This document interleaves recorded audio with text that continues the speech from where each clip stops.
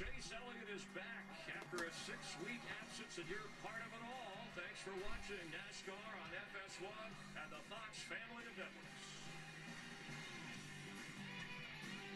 networks. You heard them. 1 week after Easter, he has risen. He has risen, the redneck Jesus. I was getting ahead of myself there. Plus, I'm tired and I haven't been up that long.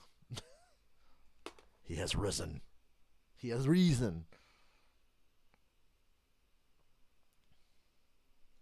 Welcome to Martinsville.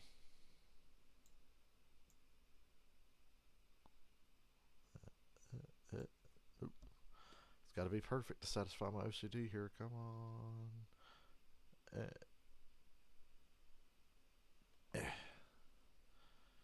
Yeah, it's pretty good. Okay, let us begin.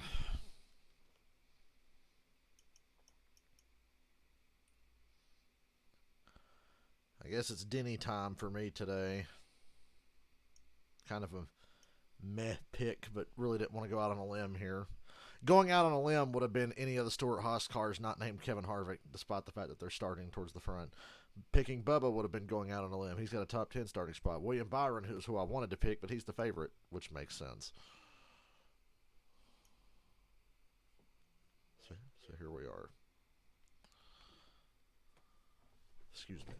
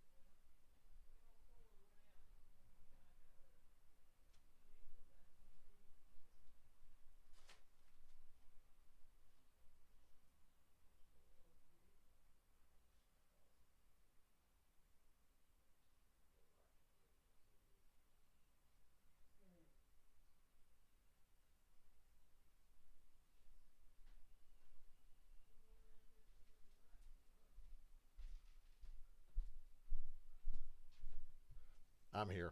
That was just during commercial and I was getting a drink. Now we're back. Welcome to Martinsville. Nobody happier to be here than Chase Elliott, back after 6 weeks rehabbing a broken leg sustained snowboarding. Fans are happy to see him back. I'll bet you are too. Welcome to the NOCO 400, presented on FS1 by Mother's Polish. On what is now a beautiful day at Martinsville, but there is rain in the forecast, and that may change the complexion of this race on NASCAR's shortest, but one of its most action-packed tracks. Hi, everybody. Mike Joy, along with two fellows who have grandfather clocks to wind, Bobby Labonte and Clint Boyer, both winners here. What we see in qualifying and practice yesterday that caught your eye? I tell you who brought the action. Stewart-Haas Racing. All 4 cars in the top 10 in qualifying, including the pole sitter, Ryan Preece. Going to be interesting. You keep an eye on those guys. And also the Hendrick guys. This is, without a doubt, the best racetrack for Hendrick Motorsports, and I got my eye on that 24 car. Yeah, well, I think qualifying is done, but I looked at the long run speeds, and I think William Byron probably had the best race car out there. You know, he's got 2 wins here. He won this race here last year. I think he's going to pick up right where he left off. But I won't forget Tyler Reddick. This is not probably one of his tracks that he would say I'm really good at, but yet 23-11. Both those guys were in really good yesterday. Tyler Reddick on top of the board, right there teeter with William Byron on long runs.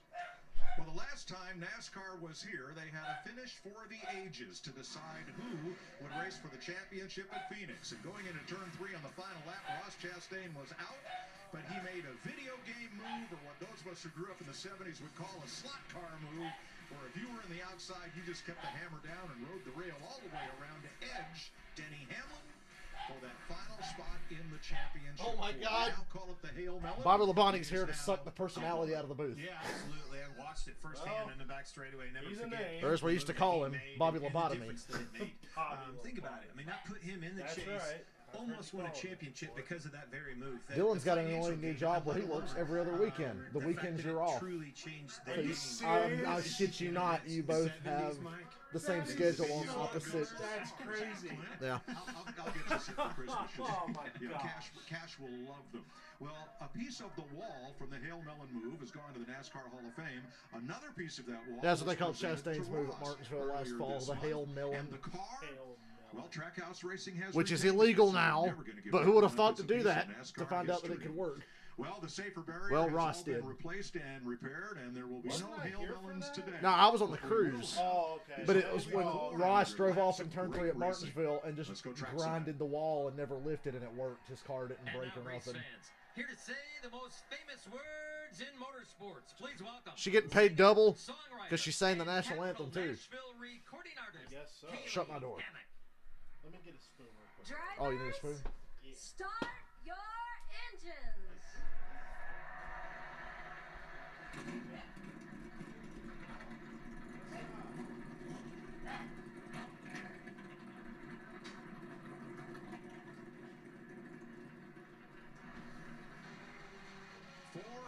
Laps away on the paperclip-shaped half-mile track that dates to before NASCAR, 1947. But lots more history to be made here at Martinsville, including today.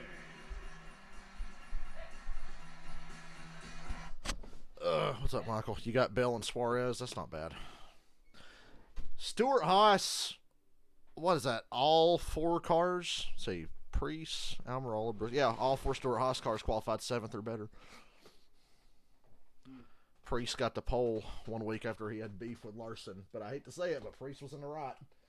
They come off turn 4 at Bristol, and Priest was so good he was staying right side by side with Larson. Larson squeezed him in the wall, just to be like, get the fuck off me. Squeezed him in the wall. Yep, And then Priest ended up spinning out because it broke something. They fixed it, and he got back out. Well, later on, Larson spun out driving too hard on a dirt track. He goes to the back, and when Priest catches up to him, bam! Slammed Larson in the wall. And then Larson caught back up to him and tried to crash him and ended up crashing himself. And then I couldn't get over Larson's attitude after the race of, like, Larson said, well, I thought we could have been adults and got over what happened before. It's like, yeah, I mean, you fucked him over. Of course he's going to get back at you. He wasn't going to just get over it. And Ryan Priest's crew chief is a guy named Chad Johnston, who was Larson's old crew chief from Ganassi. Ooh, he was going off. He was winding up Priest, saying, yeah, I know Larson. He's always thought he's better than everybody else. You get up there and you take care of that son of a bitch. Fuck him, blah, blah, blah, blah. I was like, damn, I didn't.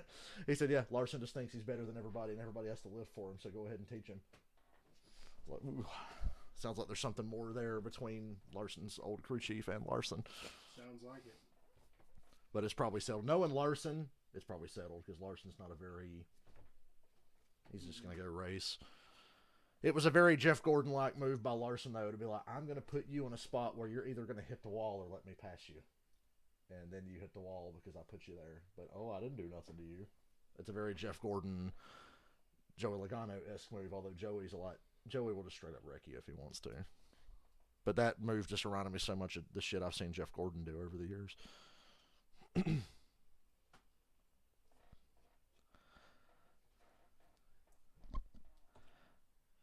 SHR didn't have good times in practice. Well, whatever their qualifying shit was, it was good. If any of them would win, it would be Harvick. Be cool if Priest won. He's a good short track guy.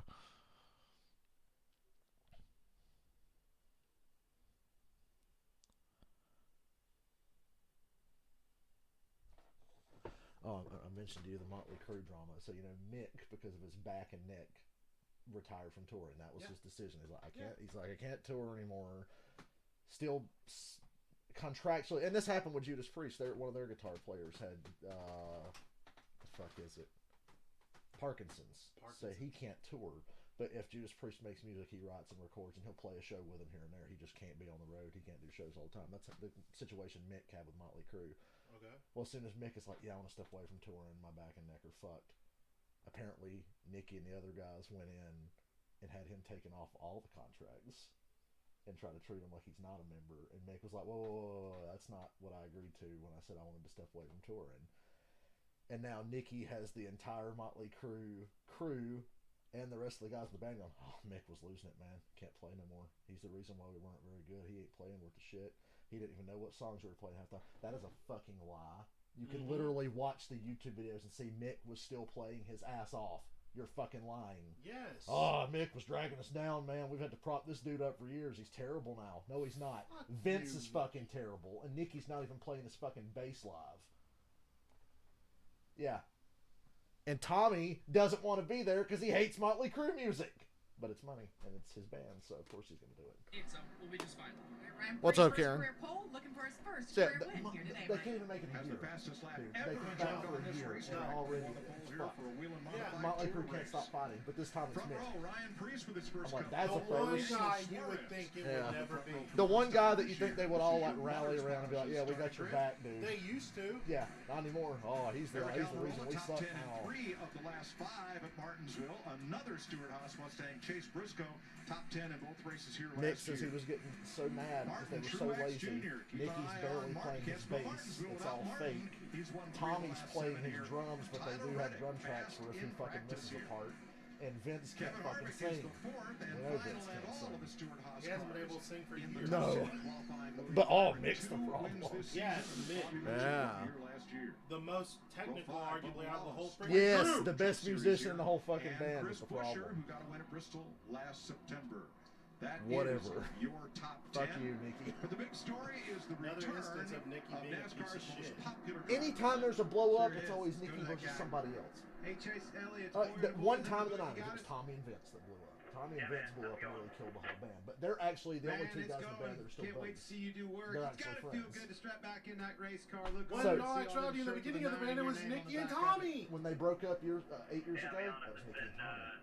been really cool just to Nicky, Tommy was like, I could not fucking stand Nicky anymore. He said, I couldn't even look at him without wanting to kick his ass. feels like I'm back at It home. was that bad. I'm like, oh, that's why you broke up 8 years ago. Stuff and That, and I assume they're like, yeah, Nick's getting on. I appreciate He can't do this much longer. Let's end it. No, it was like, fuck Nicky, I can't stand it. Look forward to Tommy watching hated you. Nicky. Good luck Nicky out there, hated buddy. Tommy. Now they're buddies again, apparently. I guess they're all right now. Because I've Now, seen today's videos race of them comes with hanging a out a chance to lot, win like $5,000 between shows. plus Oh, that's cash. good. They're buddies. I And buy it's it. for free. Because Play before they were Fox always Super 6 buddies. by downloading the Yeah. free app on They your were the phone two now. that started Enter it. In the all six 80s, it predictions was for them today's versus race. Vince. And if all 6 are right, Vince was Clint's the odd cash man is as out. good as yours. Nick was just their Download punching Fox Bet bag, Super but 6, Vince start was the odd playing man. for free.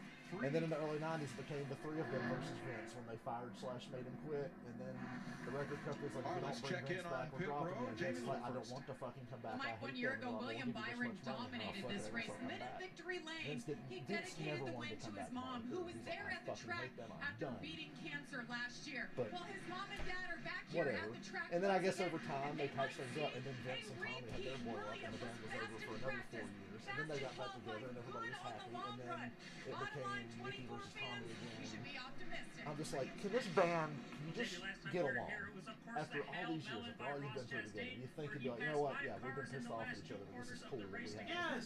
And I think there's a little bit of that among them, because even when they're pissed, they'll still come back together. Money is a hell of a motivator, but they wouldn't come back together if it wasn't like that.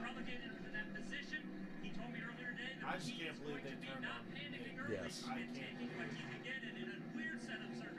Mick, and apparently Mick said, I didn't want to come back. I thought we were done. Well, yeah. They were supposed to be done. They were done. They signed a contract saying, we're fucking done. Yeah. And Mick, out of all of them, was the one who's like, oh yeah, we're fucking done. He's never going to do it Right, again. right, And it's, right. hey, we're getting back together. Side by side. I guess. The pit boxes are the So he didn't even smallest wanna on fucking do any of that. the racetracks we go to. It But the other never three were fails. like- Drivers running at each other, either entering or exiting their pit box, and speeding Mike pit road speed limit 30 miles per hour. I just can't believe they can look at, 29 pit road speeding those shows penalties that over the how last four Vince has races been at and say Martinsville. Mick is the weak link. Thanks, Larry. Like, Joey really? Logano dropping to the back of the pack. They discovered a water leak this morning on his Penske Mustang. So I'm not surprised John Hunter Nemechek won last night. 3 teams had cracked Ooh, I like that covers in Verizon car. practice. We're allowed to make that change because NASCAR considered nice. that a safety issue. So the Too offending bad orders the were douchebag changed is without driving it doesn't penalty. need to be. What, you don't like the human chip hit, Joey Logano? Smith, the Cup Series champ, is in the number 50 Hell of a crowd for this race. Racing Better than the crowd last spring when it was on a Saturday night and it was 28 degrees outside and we were there. As part of their behavior. Yeah, Martinsville's packed. And the 78 has Anthony Alfredo aboard. He is subbing this week for B.J. McLeod.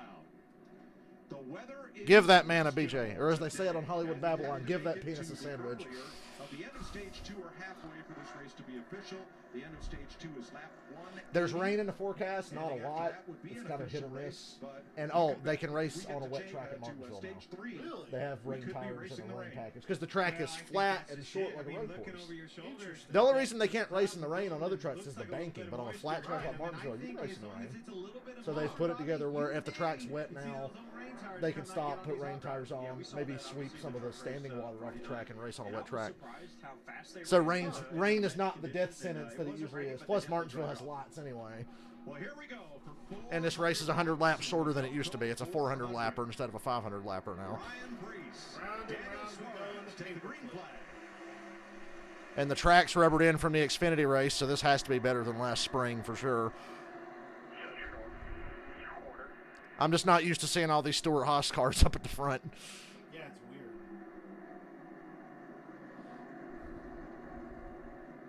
Battle to get down now. Suarez can't get clear of him. There he does. Gets down. A lot of patience.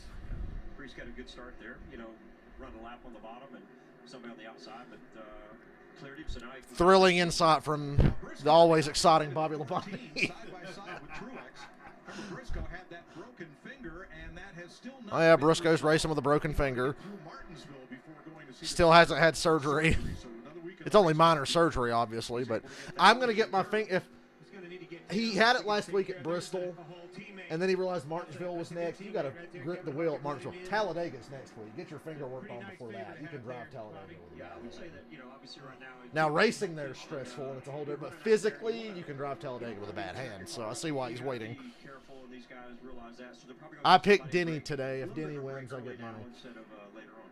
So Chris Busch Denny swore on his podcast he's about to get hot. Same with I'm William like, all right, show me. There's turns 3 and 4. You see very little rubber down here in the early going. You see that early speed in Priest's car, Stuart Haas, and you see Almirola looking to the inside of Suarez as well. It's going to be interesting if they can keep this speed for a long haul. Obviously, have a ton of speed in these race cars with Stuart Haas Racing that they brought for these drivers this weekend, but I want to know how they look on lap 50. Priest is checking out. Side by side, Gilliland missed the top 10 by what 2/100ths of a second yesterday. He's able to keep Buescher to the outside. Is Front Row Motorsports finally becoming a decent team after 15 plus years? Because McDowell runs good lately and Gilliland's good lately. I mean, I think it's going to be. It could be 30 laps. You know, we could see them run like this for a while, but I think 25, 30 laps. So kind of see if they're the transition. Surprised Gibbs didn't just turn hard left and take out AJ for that little door there. Oh, he's going to bump him a little bit. Right? I mean, it might just But be it's okay for him to do it because God loves Because what would Jesus do? Right. There may be something to that. Maybe I watched Clerks 3 before you got here. It's only the third time I've seen Clerks 3 since it came out. And Elias is explaining to Randall about how Jesus was crucified with 2 thieves. And he said, Jesus did no wrong, for we are but thieves. And Randall goes, what the fuck is a butt thief? And it becomes a running joke through the whole movie. Elias says the whole we are but thieves thing again. And you see Dante go, Well, what you gotta do is he's get like, in the butt right thieves. get in the corner really Then deep, later lay Randall's like, down, hey, get over here, you little takes butt that exit thief. off of the 3 cars off For the we are back. but If you thieves. do What's a that, butt thief? maybe he gets loose and has an opportunity. Yeah, if you could drive off the corner and get somebody where they can't feel like they use them on the racetrack. Elias becomes a Satanist because when Randall was making fun of Jesus and the butt thieves. Holy shit. Easy there. Easy there. Jesus Christ. I think they cut Cindric's tire. Nah, it's fine. Yeah, Cindric got the worst of that. I don't even think he did anything wrong. Eric Jones is a fucking weapon right now. Does Cindric swerve him? No, he gives him plenty of room. The 43 hit him first. Cindric gave him plenty of room, and then Haley went 3 wide and caused that. But Maybe they won't see each other for a couple more laps. And look what it did to him for the next corner. It was 3 wide getting in that corner, got knocked out of the way. Now he's 3 wide again, getting into 1. so Elias becomes a 6, Satanist 7, 8 spots there, because pretty quick. he damns Randall to Tell you how hell, difficult and the pass Randall it has is a heart here. attack, Jordan and Logano's got a Elias good thinks car. God is turned He on, had so to he start becomes a in the Satanist. back. He's passed 1 car since the start of this race. And now it's on Okay, the yeah, inside of his I'll have pesky to find teammate. a way to watch. If you have a Doesn't Star surprise me. subscription, No it's on sun out Amazon. right now. Track's got a lot of grip. Everybody's kind of gridlocked, bumper to bumper. As Bobby was talking about, the grip level starts to go away. You start losing the grip. I just hope the tires wear. Then you'll start getting loose. If the tires wear, you'll get a good race. Last year, the tires didn't wear with the shit here. Positions there, and you can make some hay if your car's right. He's going to have to be patient. Really no place to go right now, so try to manage those tires to be good on the backside of a run. I think the best thing he's doing is just following Ross Chastain. We talked to him earlier, and he knows he's got to be patient and to go out there. But Ross might not be. But if the leaders start coming around, the closer they get to the back, the more aggressive they're going to have to be to try to stay in front of him. Larson is fast, but it's hard to pass. Now you can see right there on the right sides, both ends of the track. It'll keep building that up. And what that is, it just keeps slicker and slicker and slicker. Then you have to start straddling it, trying to get yourself straight. I've already seen more contact in the first 15 laps of this race than all of last year in the spring race. So, That's a good thing. yeah. You know what I like to see is a little bit like, they have to change their line a little. Last year, spring Martinsville was a slow speed, small road course style race. Like they had a lot of marbles, but at the same time, looking down there, I see a few cars, kind of spinning the right rear a little bit. So maybe that's a good sign that the grip's going to go away, and you'll have to manage your car a little bit better. Alex Bowman moving forward. In the Hendrick media availability, a lot of the questions, of course, were for Chase Elliott, who is just back. And Alex Bowman quipped, they didn't make a commercial for me when I came back. Well, that's okay. Not the most popular driver. But he did his talking on the racetrack and did it well. Bowman up in the top 20 now. Ryan Preece has run off and hid. He is 1.5 seconds ahead of Suarez. Only driver right now in the top 11 looking for his first Cup win. This was the site of his first modified Tour victory back in 2008. So did you see how Vince showed up, ran one Raw, everything went to shit, and then he went away again? Now it's Chevy like back to Ford, the normal. first Toyota It Truex was like so in obvious he fourth was running place. that one Raw. Yeah, what That was was it, the day after WrestleMania. 3 weeks ago? The day after WrestleMania. he ran that Raw. I know it was that one. Started It's on just, I pole. think it was like 2-3 weeks ago, but yeah, it was awful. And I remember being like, I know this Raw isn't good because I kept zoning out and doing other things. I was like, I'm not really paying attention. It I'm like, was that means it's not awful. It was horrible. It was nightmare-inducing. And then SmackDown that week was great. And it's like, oh yeah, Vince wasn't there. It's like, oh, No, I wonder. supposedly Hunter, that was Yeah. Hunter's turn. So the way it works is that Vince is not, in his own words, whatever stupid shit Vince said, he said, I'm not in the weeds anymore. I'm not in the weeds, which means he's not going to be there micromanaging everything, but he can look at it and say, hey, do that instead. It's like, okay, fine. In the past, I've heard guys say that's the thing Vince is actually good at. You could say, Vince, I got this great fucking idea. Let's do this, this, this, and this. And he said, Vince will go do all that, but do this as well. And you're like, oh, that made it better. He's good at that. So if he wants to just fuck off and say, hey, Triple H, what's the plan for Raw tonight?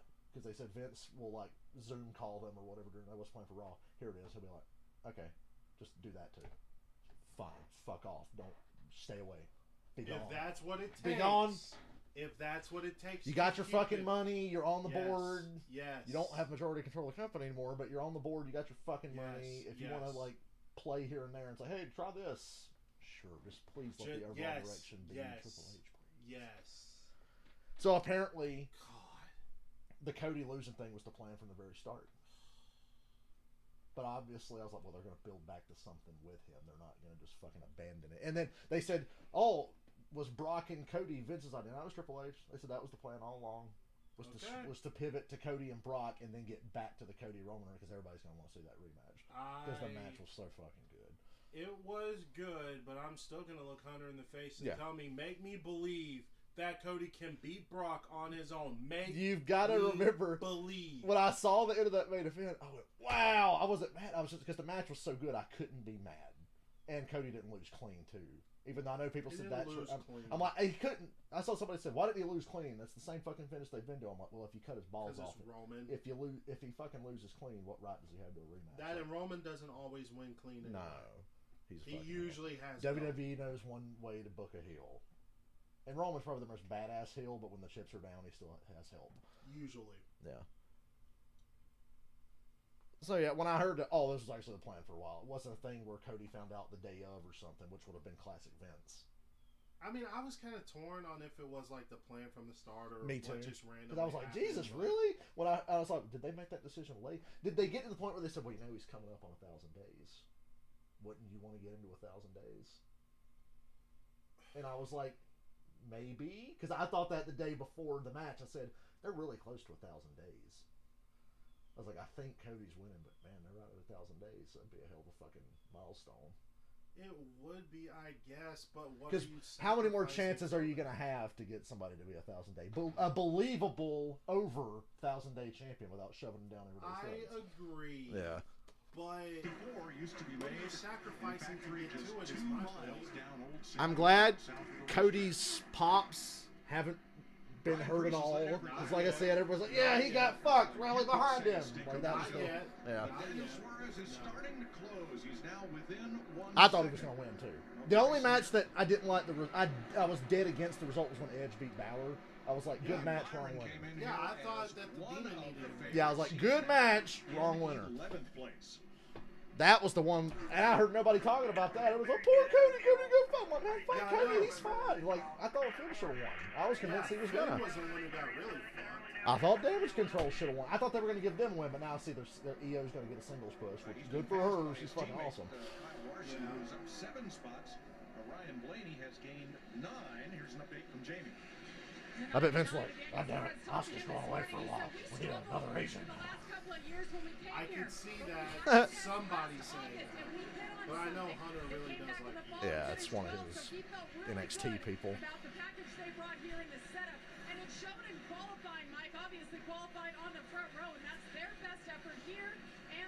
I wondered, before I found out that it's been the plan for a while, based on what I heard in interviews, did Rollins and Roman politic Cody out of that?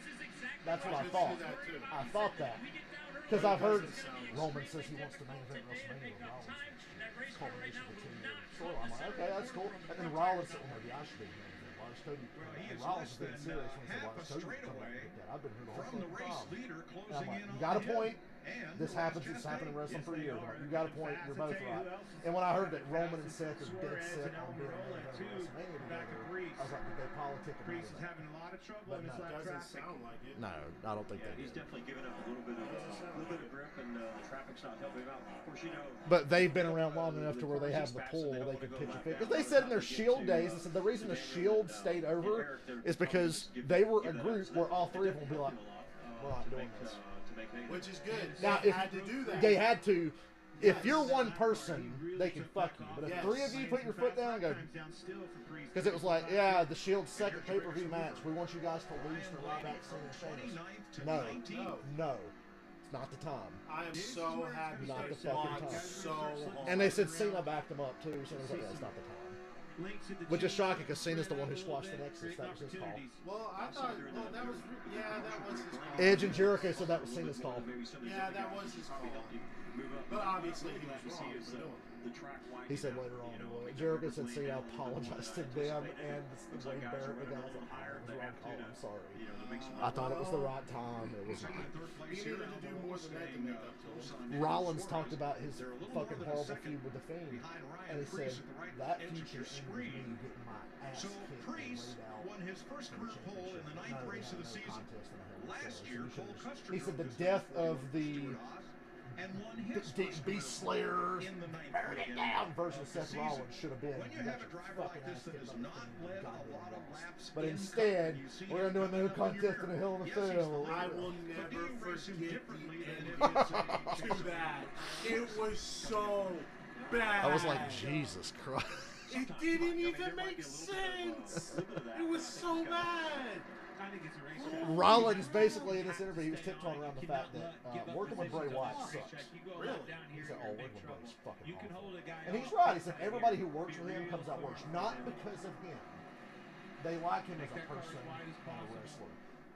just they. Even the I don't know if it was fastest Vince. They wouldn't say it was Vince. Both say but I'm Ryan willing to Reese bet has it was Vince's He has direction. now Like, led if you more work laps with Bray today Wyatt, than you are in his fucked. entire Cup Name career. one person that's come out of it good. LA Knott, and that wasn't designed to get him over. No, it wasn't. But that wasn't He under was Vince. basically designed to get squashed. Yes. What that was.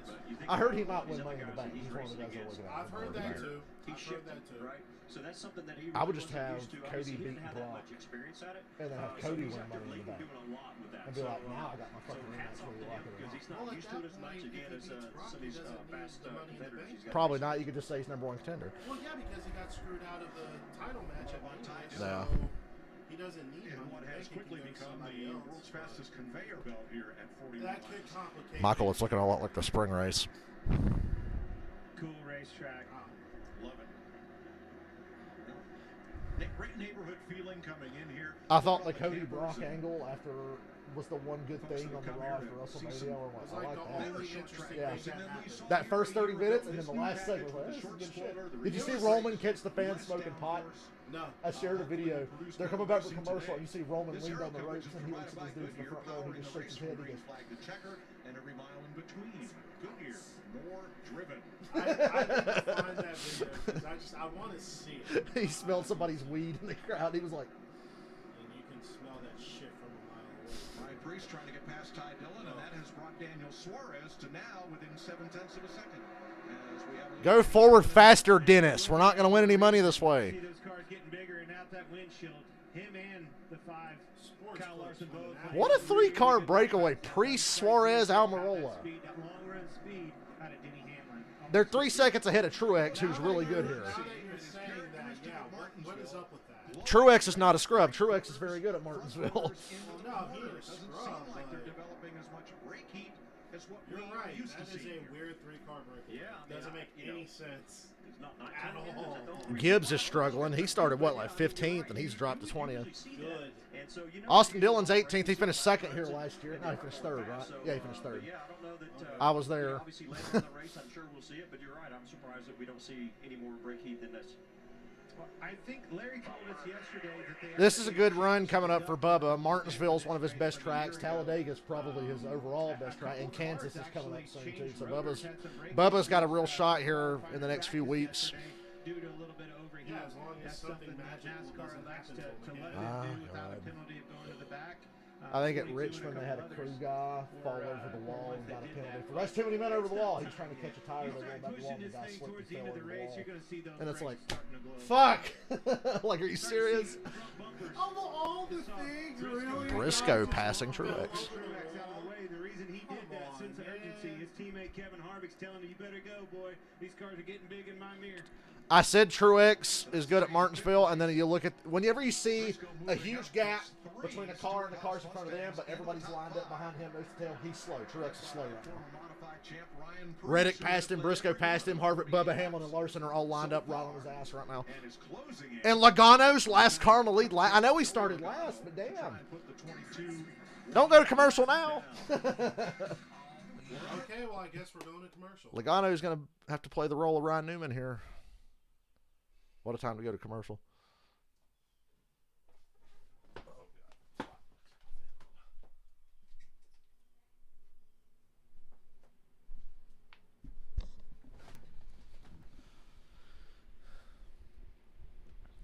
Did you see on the Kevin Nash podcast the week before WrestleMania? And This WrestleMania? Or? Yeah, this WrestleMania. Okay. They did their show where they were predicting what did he think was going to happen. And Nash was like, look, I'm buddies with Triple H, but I don't know what's going to fucking happen. I'm not on creative. They keep that shit secret. So he said, don't think that I know. But they get to Roman versus Cody. Who wins? Everybody else said, I think Cody. And Nash goes, Roman. And they were like, really?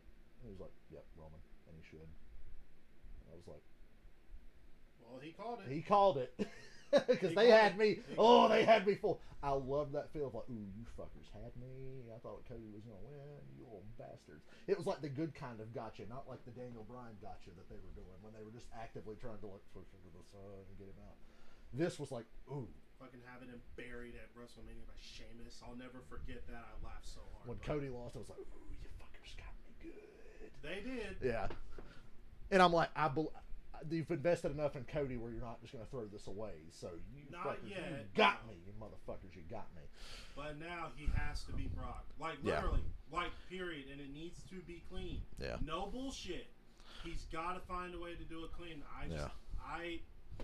They got to do more to convince me that that'll happen. They have to. Paul Heyman had another good moment where when Brock comes out the team with Cody, because remember it's written in the storyline Brock can no longer get a title match as long as he's champion. Yes. So Brock teams with Cody, and afterwards Roman's sitting in the locker room and he goes, "Wise man, did you know Brock Lesnar's going to be here?"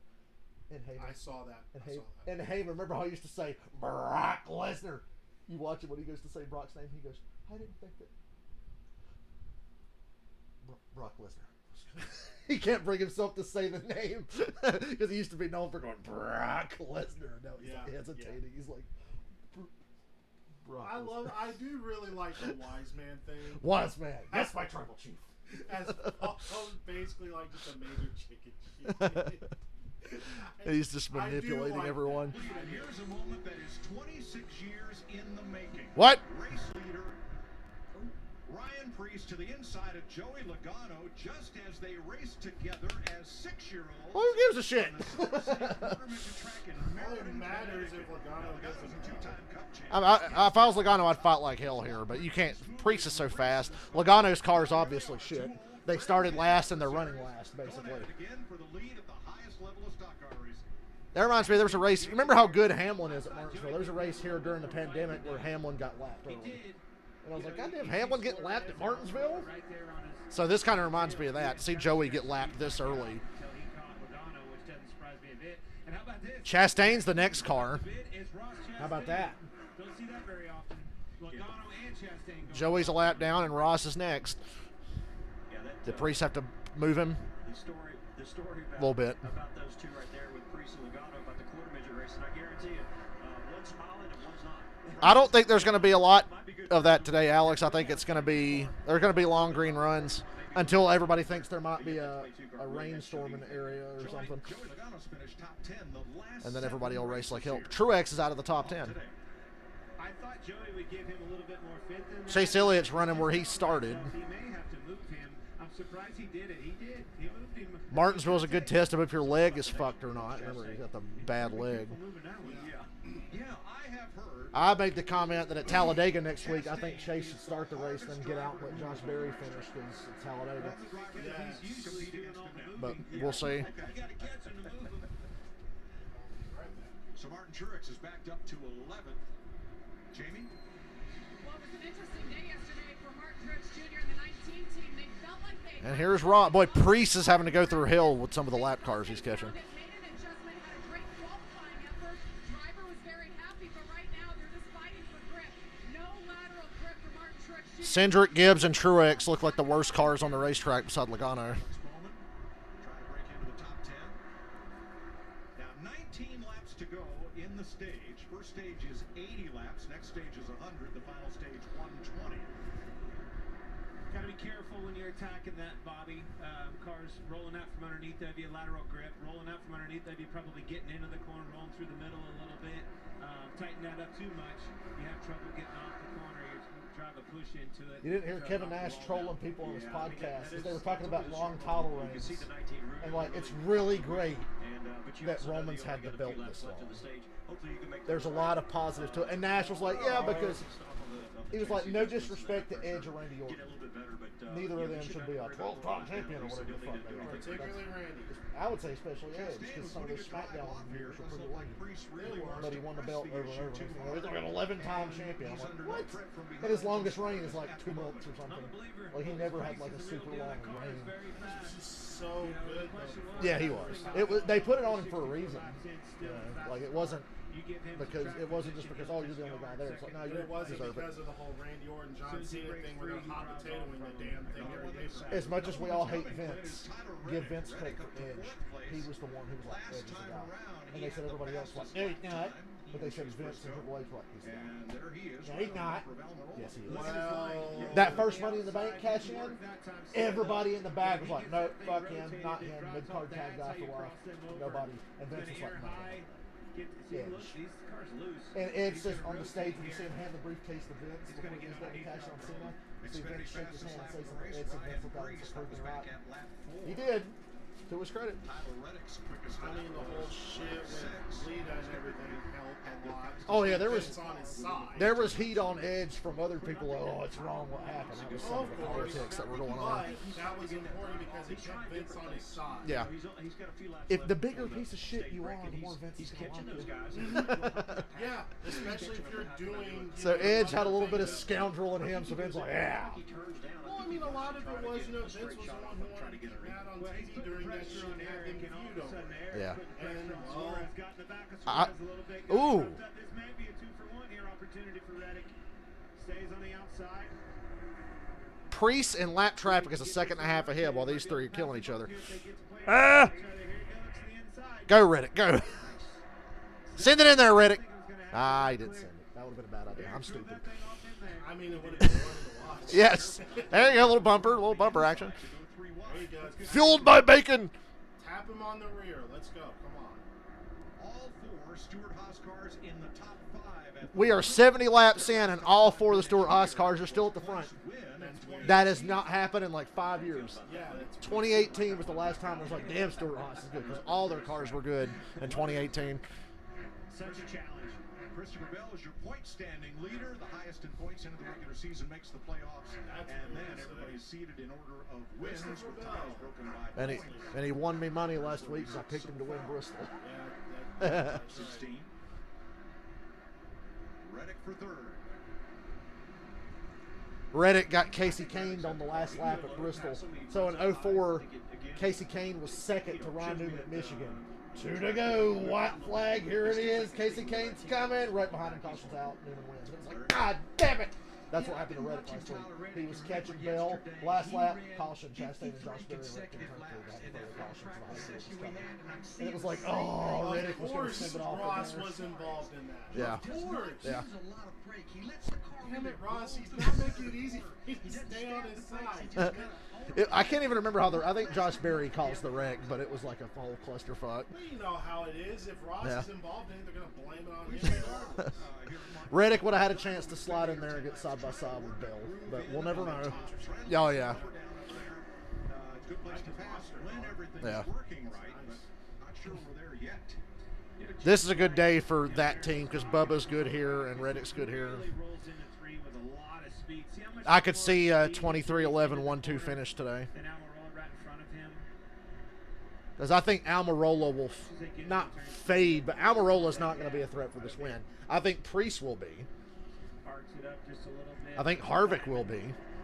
I think Suarez and Briscoe are their own worst enemies and won't be a factor late either. Here's the SMT data They're that gonna the watch teams as if it look at. starts raining and stuff, and then that shifts the track and Looking the at that cars. steering I like Priest, Reddick, Harvick, Bubba, Hamlin, Larson, and Byron out of that top 10. The winner's going to be one of those guys.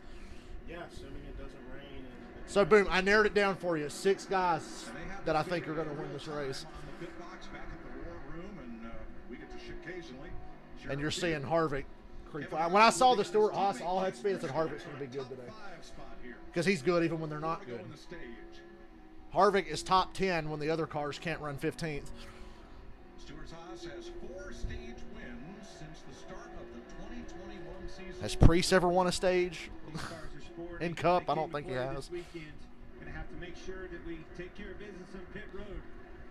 Well, Cody Ware got arrested twice this week, once for beating his wife. So Zane Smith's driving Cody Ware's car and outperforming him because he's running 26th in a Rick Ware racing car. I think Zane Smith's going to be a top guy in the future. Yeah. Oh, that CM Punk drama will not go away, and I like how none of it's been induced by Punk. It's just everybody around him. well, now supposedly the Elite want to work with him. Makes sense to me. Do it. And Punk will do it. Well, Punk said he Yeah. wanted to work with It just with the Elite when again. all that shit happened, the first thing I said was, man, they just set themselves up for a huge money angle. Well, that and I knew the Elite started it. Yeah, they started it because Yeah. Punk is a fucking dick, but he does not start trouble. He just won't put up with. If he thinks he's being wrong, he flips. That, and he's not going to put up with the trampoline cowboys. Or Chris Jericho, because he called Jericho out by name. He said Jericho's a fucking stooge and a liar, and I'm like, oh. Yeah. Jericho is fucking pathetic now. I hate Chris Jericho. He's just my hero, and I can't stand him. I can't fucking stand him. What has he become? Judas. His Ironic, theme. yes. He and Punk were, Punk and Jericho were close in WWE, and then there was rumors going around about Punk before he got to AEW, and somebody dug up this tweet from like a year or two ago where Jericho tagged Punk and said, "I always loved working with CM Punk," and now Jericho's going behind his back. He's never going to be back in his company again. Well, apparently it's not really up to you. Probably will be. He's going to be. It's not really up to you. No, it's asshole. Like, who do you think you are, Hulk Hogan? Like, that's who you're acting like. And I'm sorry, but Jericho's not Hogan. He is not a Hogan. No. Like, I don't even know what to say about Jericho's shit now. It's so bad. And you know who else I've turned against? Not as a person, but Moxley. He's Really? shit, man. He looks like shit. His matches are shit unless he's working with an actual worker. But I hate this whole fucking run Moxley's on where I'm on every match and my shit looks stupid, and I can't stand fucking Mox now. I can only watch him work with certain people. If he's working with one of those like deathmatch jack-offs or one of the trampoline wrestlers, like, I'm not watching this. I like this match with Omega a couple years ago. That was cool, but there's just certain people I don't want to see him fucking work with. It's terrible. Yeah, because if he's not working against another top guy, his match is most likely, I'm going to kick the shit out of this guy. I'm on no sell MJF because I'm fucking butthurt that he's getting put over. Yeah. Punk said, remember Punk put out the statement where he basically briefly ran down. He said his issues with Moxley were specifically just on a working level. It's like, not that they fucking hate each other or nothing, but they had huge disagreements about what it should have been creatively, because Mox is on another fucking, he's on his own fucking world, and CM Punk's in the world of I'm a wrestler and this should be like wrestling. But Punk was basically like, yeah, I thought his creative was shit and I didn't want to do it, but I went along with it anyway. And then they did have a great match at that pay-per-view. And Punk got hurt, so. Yeah. But he was like, I'm so dead against everything he fucking does now, and it's impossible to work with him because now Mox has his head up. He thinks he's he's Steve Austin now. Yeah, well, you can thank Tony Khan for that. Tony Khan on that pedestal. I've said all along, Tony Khan's the problem with all this shit. He's a terrible fucking boss. Well, not only that, but letting Cody walk was the worst thing he could have ever done for that locker room. Because Cody was the only threat keeping them all together. Oh, but the Trampoline Boys were conspiring against him too. Like, they were already turning on him. Wouldn't surprise me. Awesome job. You just watched Ryan Priest lead 80 straight laps in a cup race. I love Priest. I've always liked Priest as a driver. Priest never really got a fair shot, and now he's at a good team that's having a bad stretch. So I hate when good drivers don't get a shot, and then they finally get a good shot with a team that was good that is no longer good. You're just like, God damn it, the circumstances. It's kind of similar to football, too. Yes. You like the player, but he goes to a shit team. Ryan Priest is Joe Thomas. Ryan Priest is Joe Thomas. Yeah. I like the comparison. Yeah, I like it. Without the aid of a caution, always runs well here. Top 5 in both races last year. Yeah, I'm going to watch Martin Truex Jr. Started fifth. I'm not watching Truex. That stunk for the last 40 laps of that stage. Truex just plummeted. He's 14. They've got to be disappointing because I'm sure they had Martinsville circles. Oh, we'll get our shit turned around at Martinsville. But they didn't see the Stuart Haas revival coming.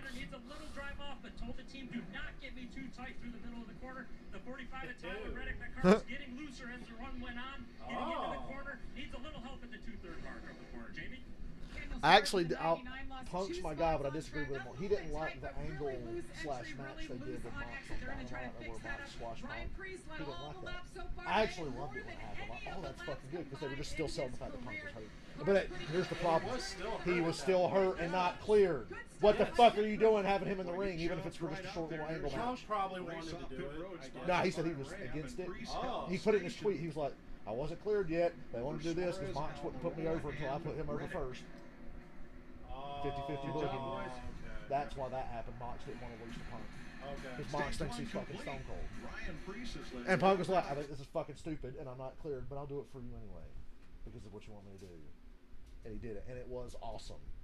I love It came out of nowhere. Yeah, it was so good. I'm like, dude, that's some fucking attitude era shit. I liked it. But when I found out the politics behind it, I'm like, okay, no, I don't like it because you're a dick. Lose the fucking match. You're losing to, like, the company's top guy. Oh, you can't say that in AEW. They all get pissed. But it's true. CM Punk's your biggest fucking star in the company. Get over it. I mean, I know you may not like it. Mox is one of the biggest. Oh, yeah, he's stars right they there have. with him. Mox, But MJF, Punk. It's Punk first. And Omega. I would still put Omega there, even though he's Omega, dragged yeah. down by his stupid little friends. Yes. But he lets that happen. Well, he's currently a champion for New Japan, so he can say that. Yeah. AEW's a fucking mess. Like, They are. I hope they can get it on track.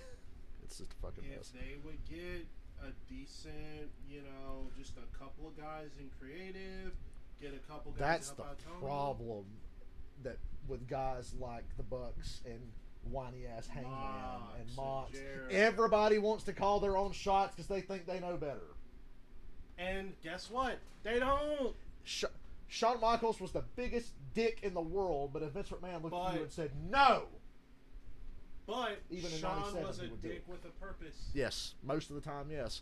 But even like on his documentary, I think Pat Patterson said Vince will finally just look at Shawn and go, "Fuck, no, I'm the boss, no." And he said Shawn would just go and do it, whatever he asks. But in AEW, everybody's calling their own fucking shit. Because there's no final say so. Well, I'm not putting this guy over till he puts me over, and I should do this, and you guys can't do that, and I want to work with these people, but I don't want to work with any of them. Like just all friends wrestling, I think is what Cornette called it. All friends wrestling. Yeah, that's pretty much what he calls it, all friends wrestling. And it's like Cody was like the closest thing they had to somebody who'd be like, no. Cody was the best this- go-between. Yes, he was.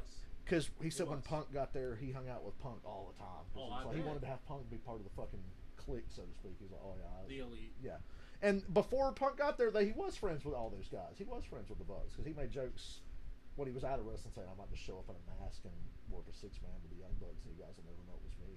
And then he kind of did do that. He showed up in a mask somewhere Yeah, once and yeah, he interfered. did. He hit a GTS though, so it's like, hey, I'm pretty sure that's Punk. Yeah, People were looking he at the did do body that, top, yeah. and he did a GTS, Yeah, and it's like, no, I think that's we, CM Punk. We know who you are, sir. We know your body type better than oh yeah, that. Cody said he made sure Punk felt like he was king shit when he was there. And then of course, as soon as Cody leaves, what happens? It goes to shit. Yeah. And I like the narrative. Nobody with the company likes Punk. Nobody here wants him here. Fuck that. FTR, Bryan Danielson, Samoa Joe, The Acclaimed, The Gun Boys, Danhausen, Sting. You want me to fucking go on? And the guys were like, yeah, we love having him here. The entire what women's division. What that did was split everybody in half and cause a major civil war. I buy that he has heat with Eddie Kingston, but they put that shit aside and had a great fucking match and a great Fuck storyline. yeah. MJF and him had a little bit of heat just over creative disagreements. But they're still the best. They are the single best angle that's ever been on that show on AEW. They were That's the best awesome feud, in period. terms of like promos and Oh. stuff. They were money. That was around the time I stopped watching AEW, but still DVR'd it specifically just to watch Punk and MJF. That's They what were they were usually doing. funny on the mic. Yeah. Priest holding Like the MJF lead. would get him When with that Punk promo. called him the less famous Miz, I was like, ooh. But don't forget, MJF got him a few times, but He Punk just misunderstood God the killed signal him. Yeah. as to whether he Yeah, that should was- pit or not. Their promos were fucking And funny. almost They're came really to pit funny. road a lap before. It So there's this opened whole up. narrative that nobody wants him here. No. Everybody hates him. That's not true. No, it ain't. There are guys in the back like Joe who just don't want to get involved in the drama and not Of course. Right, of course. Joe and Punk are fucking close. Oh, I bet they are. They've known each other for years. Punk and Brian are close.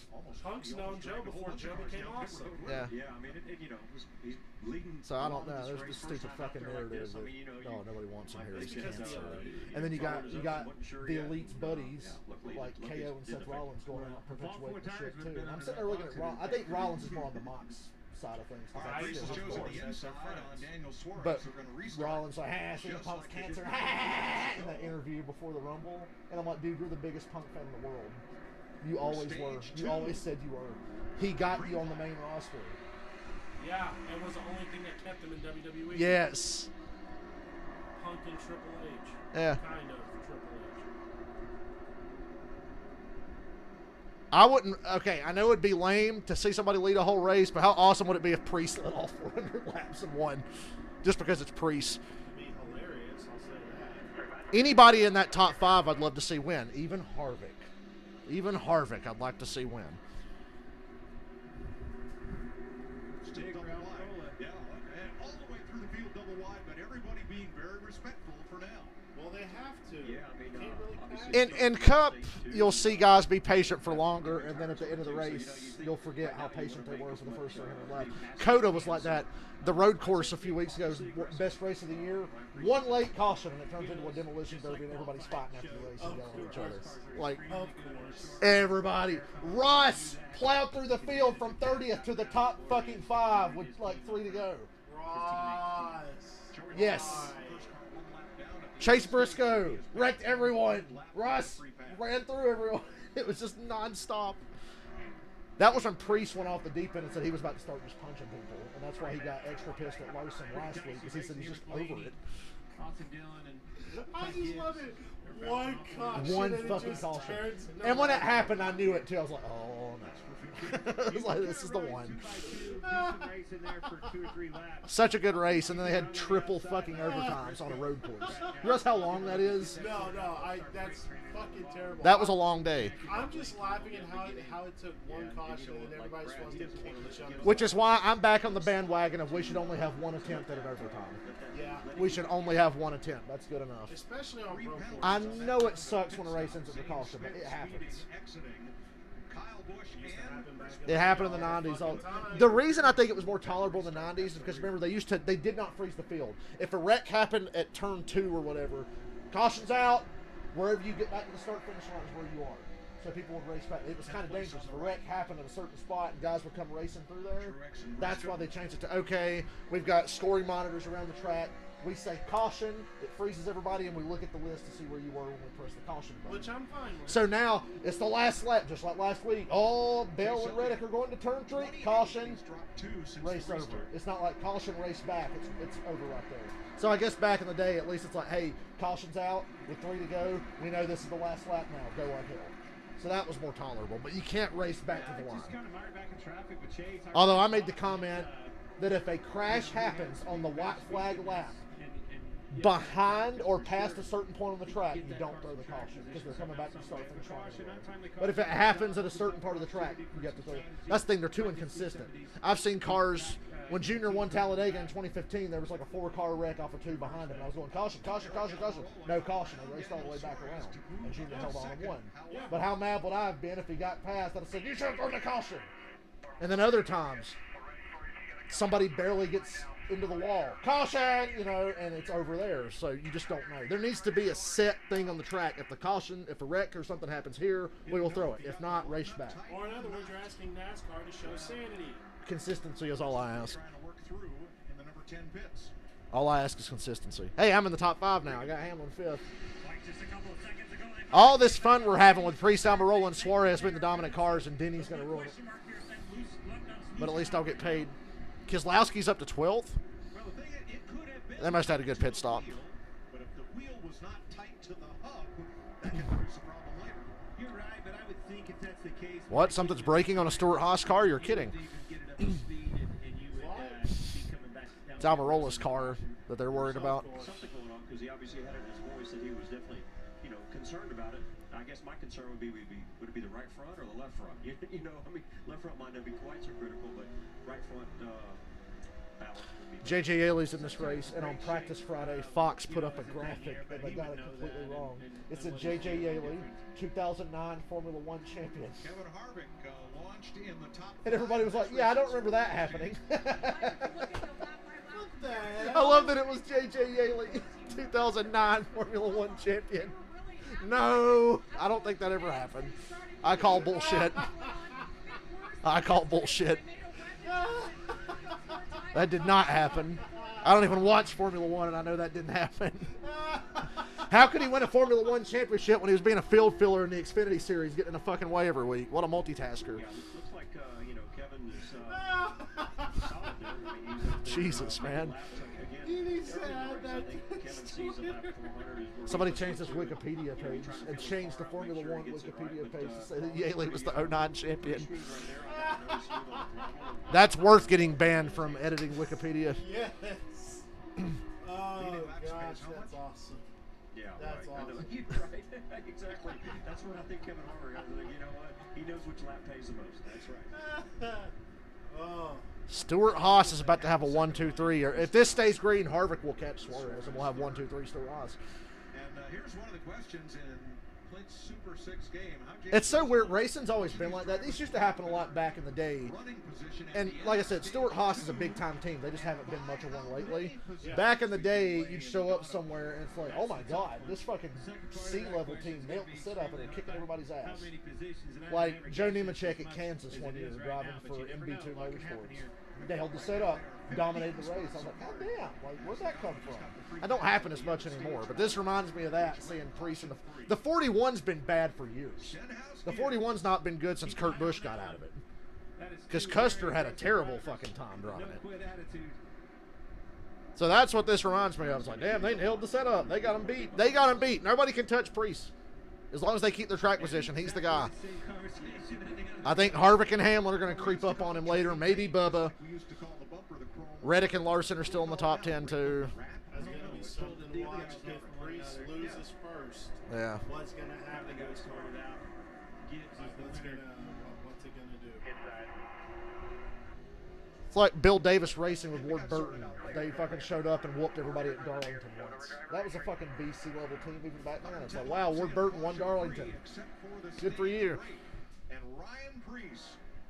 Jeremy Mayfield at Pocono in like 97 or whatever. It's like, where'd this come from? Jeff Bodine, Watkins Glen, late in his career. He was terrible late in his career, driving for a shit team. Won Watkins Glen out of nowhere. I like that. Racing's still very chaotic, but back then, like, there's all kinds of crazy stories, like Scott Wimmer showing up for his first Cup race and qualifying top 5 in an ARCA car, because the ARCA cars and the NASCAR Cup cars back then were so similar you could repurpose one for the other. So they had repurposed an ARCA car, qualified in Atlanta, and Scott Wimmer qualified like top 5. It was like, damn. Crazy stuff. Nowadays, you're not going to get that many surprises. There's parity, but you're not going to get... It's all from the big teams, because there's so many big teams in NASCAR. Like, we look at Stuart Haas now. We still think of them as an A team, but like I said, they haven't run as one in a while. 2020 was when they fucking peaked, when Harvick won like 9 races or whatever it was. It hasn't been the same since.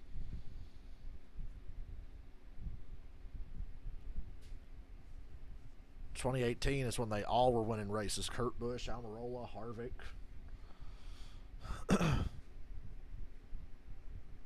I wish Tony Stewart and Kevin Harvick had a chance to be teammates before Tony quit. They were for, well, see, I said they weren't, but they were, because Harvick got there in 14, but Tony missed a lot of 14 because he was hurt. And then in 15 was the year where Tony fucking accidentally hit that guy on the dirt track, and then Tony took time off there. So I feel like they were like never teammates, even though they were. I would have liked to have seen them both at their prime be teammates. Oh, absolutely. Because Tony was definitely out of his prime once he started getting hurt and having all kinds of shit go wrong.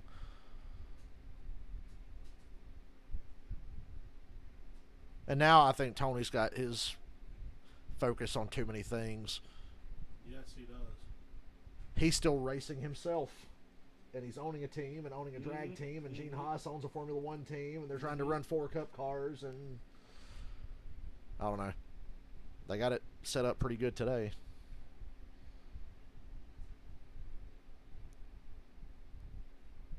I wonder how hard they had to beg Almirola to stay on because they lose that sponsorship. They're fucked. Because Almirola tried to retire last year but then changed his mind and now he's back.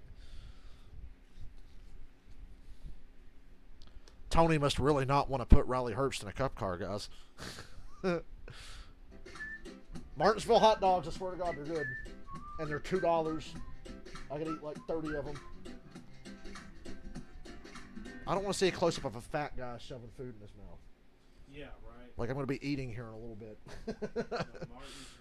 This shit's good, man. That alone makes me wish I was there today. I'm going to Martinsville in the fall. We're going to the playoff race. Just have one of those. No, and they are good. And they are nuclear red inside. That is the weirdest thing. You bite into them, they're just fucking bright pink, like bright radioactive looking. And getting a hot dog to boot. And $2.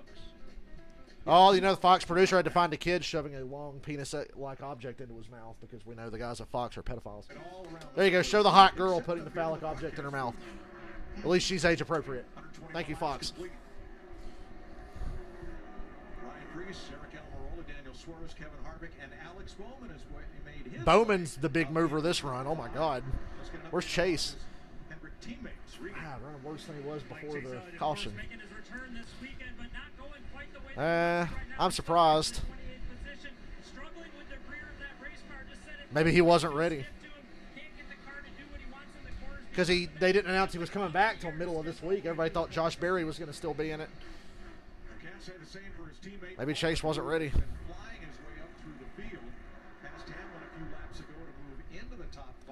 Bowman won here. Don't forget, people, Bowman won Martinsville. He wrecked Denny Hamlin to do it, but he won here.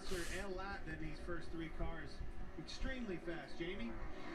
Yeah, yesterday that wasn't the case for Alex Bowman, American hero, wrecked Denny Hamlin for a win at Martinsville. But the good news for him, Blake Harris, the man on the left, his crew chief, back on the box. They have a great chemistry together. They just started working together this year, but they've been adjusting on this race car before. This might end up being the quickest Martinsville race on record if it stays like it is. I see the sun starting to come out. That's good. Don't rain.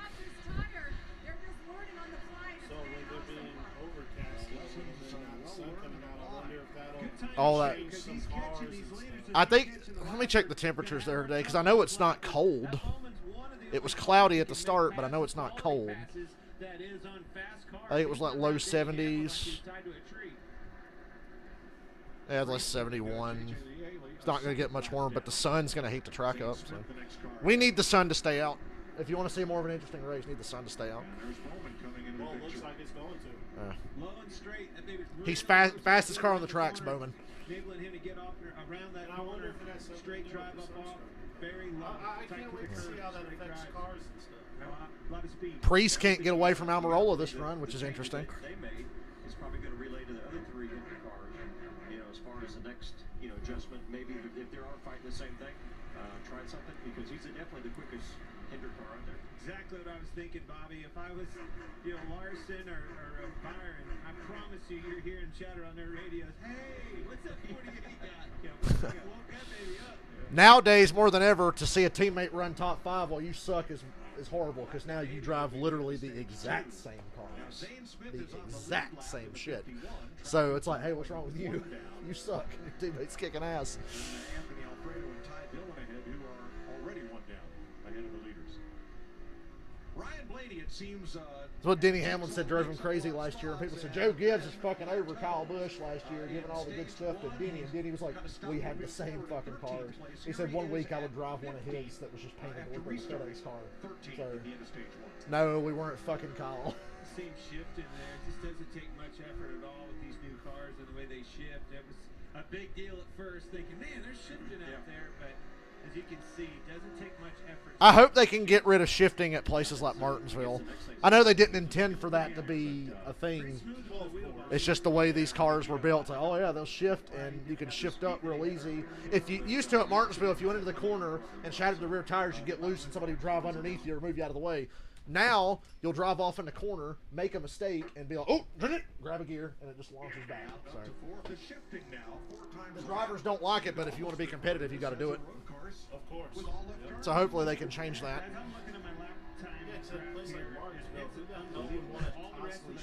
And you know, North Wilkesboro's. Uh-oh. Montoya. And that's Harrison Burton. You can use the gears to recover from mistakes. Didn't hit nothing, you're good. So I wonder if it's another case of, the car just fucking spinning around the day. Remember that storyline they were doing with 43? What's up Eric Jones's ass today? Baby, right round. Enough of that. Oh, come on, that's good. What is up the 43's ass today? He's running into everybody.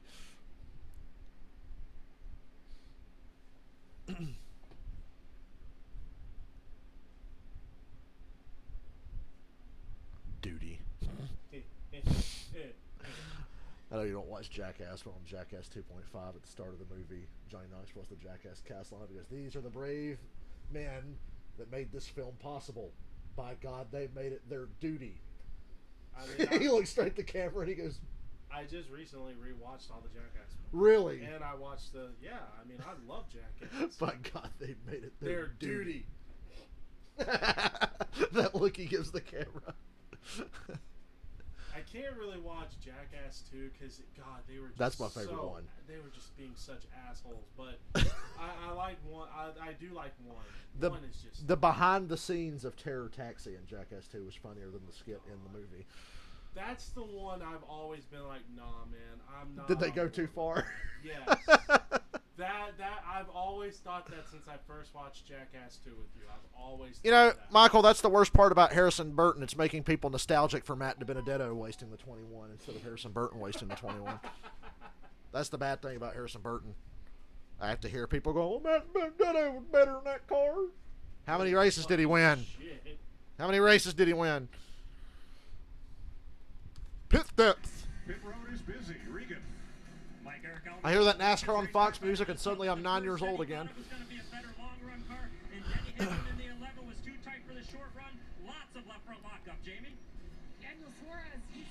Maintain your track position, 41. I'm actually really rooting for you today. Love to see Priest win a cup race. He might get beat off pit road here. Who won the race off pit road? Priest, barely. Oh my God, Priest almost lost the lead. They were 3 wide at the line. Gilliland, 2 tires up to 4th. I don't know why I didn't think for somebody to take 2 tires there, because oh, Gilliland did it.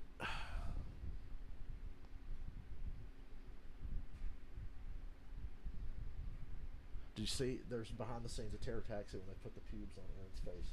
Yes. And Bam goes, "Hey Aaron, when you're talking to the taxi guy, make sure you go and talk about looking at his daughter's pussy." Just go, trying to get him to lick the fucking pubes.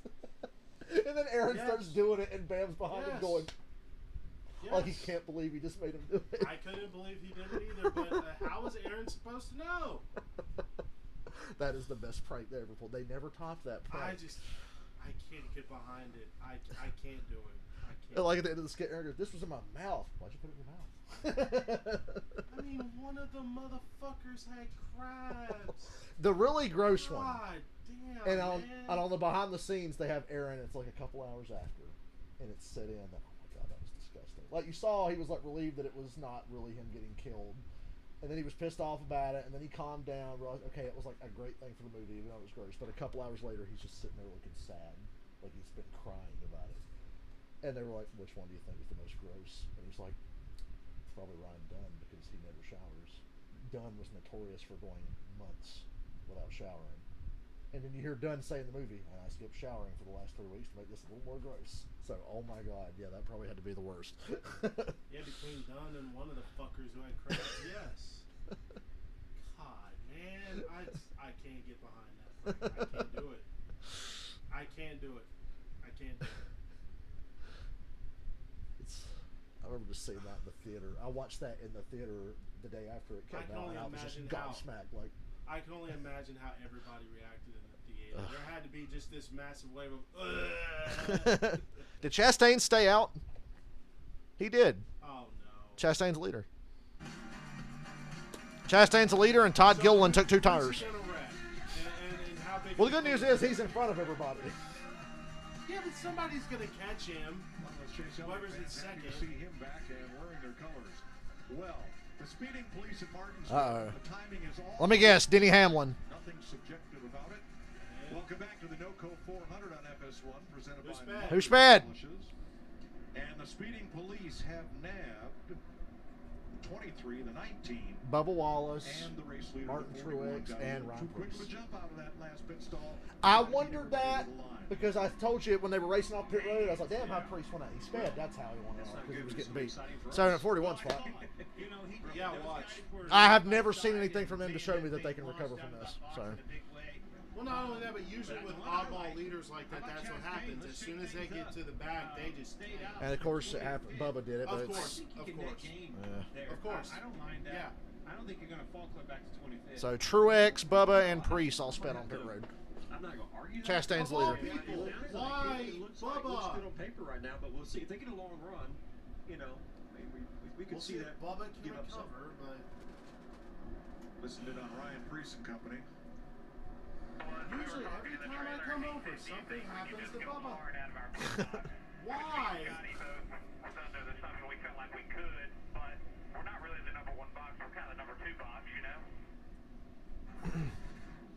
Watch this launch right here. Exactly right. If you look at the number 1 box. Yeah, that's odd. That's one of the times where you can actually see that they were speeding. Hey, he shot the hell out of there. Like he's trying to. Yeah. I don't know what the hell was going on. Just like he did. That ain't the number 1 box. Obvious.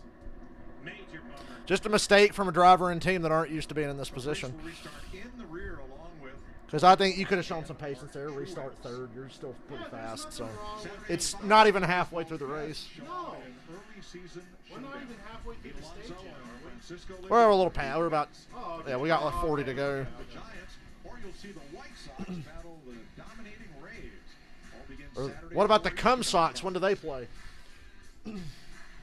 Shut up about baseball. 32 lead lap cars for this restart. Zane Smith got the free By pass cum on this socks, car. I assume you mean the Chicago This, White Sox. they just ran the first lap today that Ryan Priest has not led. Well, like Randall said, I don't know if you know this, but Cumberland For State's speeding, going to clean exiting it his all the way. pit. How much do you think the average jizz mopper makes per hour? I think it's the jizz mopper. Yeah, you know, the guy who cleans up the jizz after he's got to squirt the Car, water set on in the pole, let all the laps. I want to see if he can pass because some of these other guys. He says, most guys do it right on the glass, too. And Dante's just like, Jesus. Oh, God. For we are but thieves. What's a butt thief? That's Well, the just 24 fucking hilarious. William Byron had issues on pit road as well. The right front. They realized it wasn't tight, so they had to hit it a second time and fell back. A frustrated Byron on the radio said, "We need to get it together." He'll restart here back in 19. You knew it was going to be, you know, you hear Larry talk about pit road, speeding penalties, and all this stuff. It's because the emphasis there. These spots are hard to come by. Trackhouse front row. Trackhouse front row. If you can hit all your marks. Todd Gilliland will restart third. They took over. Obviously, this is a huge gain for Ross because there's only like 38 to go in the stage. He's not going to wind up tailing the lead lap again, even if he really struggles here. Ross just Good launch. They should have worked better together to get in front of the bottom line, Suarez and Ross. Yeah, I don't know why Ross just took the fuck away from Did you guys see this morning that the Trackhouse Racing haulers? Oh my God, Almirola. Well, 8 wheels are better than 4. The Trackhouse haulers have video screens on them. Larson's in the side of Their trailers that carry their cars have video screens on them. That's badass. So by video screens, you mean on the outside? On the back of the truck, where the door opens up for the crews to go in and out of the hauler, there's fucking video screens on the back of the truck. It's fucking dope. I'm like, damn, man. And they got their haulers lit up with neon, too. And he gives Almirola a shot back. Ah! Suarez got it back. Suarez is a little motherfucker. He will do that. Almirola did use him up first. So So they're even. yeah, they're even. It's all good. Okay, maybe they're not. Okay. Ah! Gilliland! 3 wide for second. Boy, Ross is loving this. Shit. I bet you Suarez don't lift. I wouldn't. Almirola did. And then hits him. And now Harvick's there. Oh! He swerved his teammate. That's not somebody you need to be swerving. No.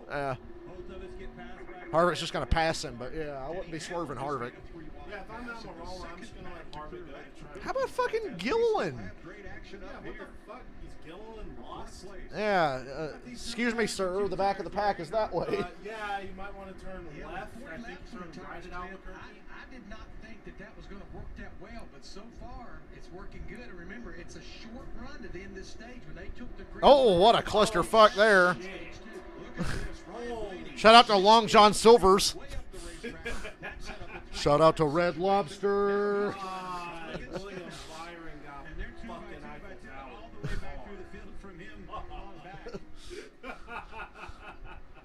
Since the early Willie, you gotta get out of there. Cleaning up something. He's only moved up one spot so far. not able to go anywhere. Pretty much a gridlock in front of him. Yeah, well, that's Tyler fine for Reddick right now, Bobby. breaks away from Larson. That will be for 7th place. And here's Hamlin. I think it's great that Chastain played this strategy and it's working. I think it's great that Gilliland took 2 tires and it's working. But that's not good for the state of the Goodyear tires if you can just stay out of Martinsville that long. No, it's not. You want a tire that wears a little more. True. Racing's been good, but you need a little more wear on your tire. But this is already miles, light years better Oh. than the spring race. Yes. So we can say that. You couldn't do this last year. And this is what you're supposed to do at Martinsville. Yeah, you're supposed to move people the fuck out of the way. Yes. Who would get it right back 1 lap later. Oh, he swerved Harvick because he hit the wall. Harvick gave him plenty of room. Oh, And then there's what McDowell tried to wreck Blaney and locked up his own tires. That's how that shit got started. That's why Willie got thinking you out. did McDowell's low-key dirty, too. He does shit like that. First in the corner prior to that. Right, yeah, something happened. I like the shiny blue numbers on that car. Me too. God damn, he hit the shit out of him. With the old car, he would have had a busted radiator. That would have tore the old car up. And me and you would be sitting here laughing at him. Yeah. There you go. There was no fucking anything in the front bumper of the previous car. Love BJ's. So Alvarola, after all is done, ends up in 7th place. Maybe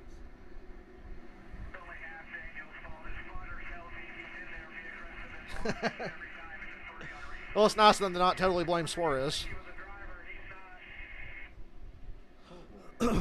I don't think that's over, boys. No, doesn't sound like it. That's short track racing, bitch.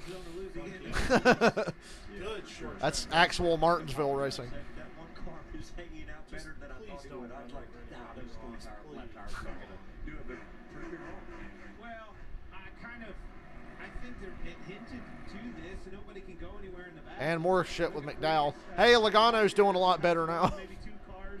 Anybody You're that's gonna been take back out there. anybody, Chastain, that McDowell, car take out there was on Logano. the brink of going a lap down in the first stage. Wow, Reese has really plummeted.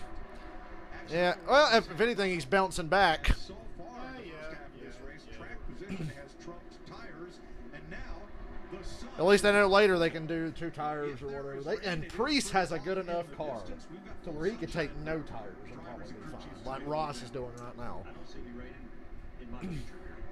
I like hearing that from Bobby Labonte, since they don't think it's going to rain today at all. And I think it's It was like a 40 to 50% chance. So the 48 car that was extremely fast, not so much. Just got passed by Brad Keselowski. Harvick third. Same thing. Even on the road. Michael, I thought about betting on Harvick As today. good as it was. If you gave me 2 bets, I'd have said Hamlin and Harvick. Cloud cover. This track has definitely gotten slicker, and some of those guys have lost their hand. Talladega next Sunday at 3. I mean, that they're trying to keep up with the race. Well, yeah, but you're trying to keep up with the racetrack, and you got to really be. It's not going to be just consistent all race long. So maybe with this change, you're going to see people that are going to make some good adjustments, and if they do, they're going to go forward. If not, they're really going to struggle. What I think you're going to see more of, well, I mean, it's obvious, but you're going to see more people. Randall goes to Jay and Silent Bob in Coach 3. Dante needs your help. Who the fuck is Dante? The other guy in the store that's not me. I always thought his name was Sergio. Okay, well, Mr. Sergio needs your help. Daniel Suarez. Hamlin is in the top 5. Sorry. It's okay. Randall almost dies of a heart attack, but he explains to Jay and Silent Bob. He goes, well, Mr. Dante here saved my life. I was taking a shit in the tall grass. A poisonous snake hit me and bit me right on the asshole. But luckily, Dante was there to suck out the venom. And Jay goes, oh my God, Silent Bob, it happened to them too. And they go,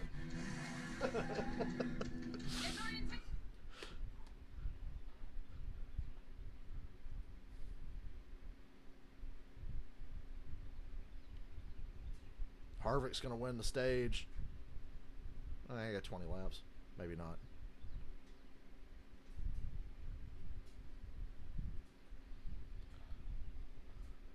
This has me really optimistic for the All-Star race at North Wilkesboro. Oh, yeah, that reminds me. Harvick is changing his car number for North Wilkesboro. Just for one race. Harvick's changing his car number.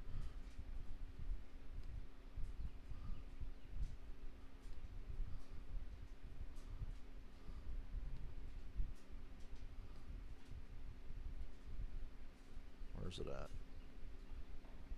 Look familiar? Oh, Yeah, Harvick's changing his number just for Wilkesboro. the feels. Yeah. That diecast sold so much on pre-orders. Oh, I They're bet. like, oh my God, Harvick's back in a 29 car. I mean, I wouldn't want that die cast, but I want his old. God, I was such an RCR and such a Harvick fan that I would still like to have a lot of his old cars from when he drove the 29. Now, yeah, back when he was with RCR, maybe Yeah. I want a couple, but I've had the chance to buy his first RCR car. It only ran one race because you saw that car with the red 29s. That's what everybody remembers. Well, for the first week after Dale died, they had a white 29, a white car with black 29s, and it looked cooler. But then they switched it to red. And I've seen a diecast at the racetrack several times of the 29 with the black numbers, and I should have bought it. I'd love to have that one. Yeah, Harvick's going to win the stage. I was right.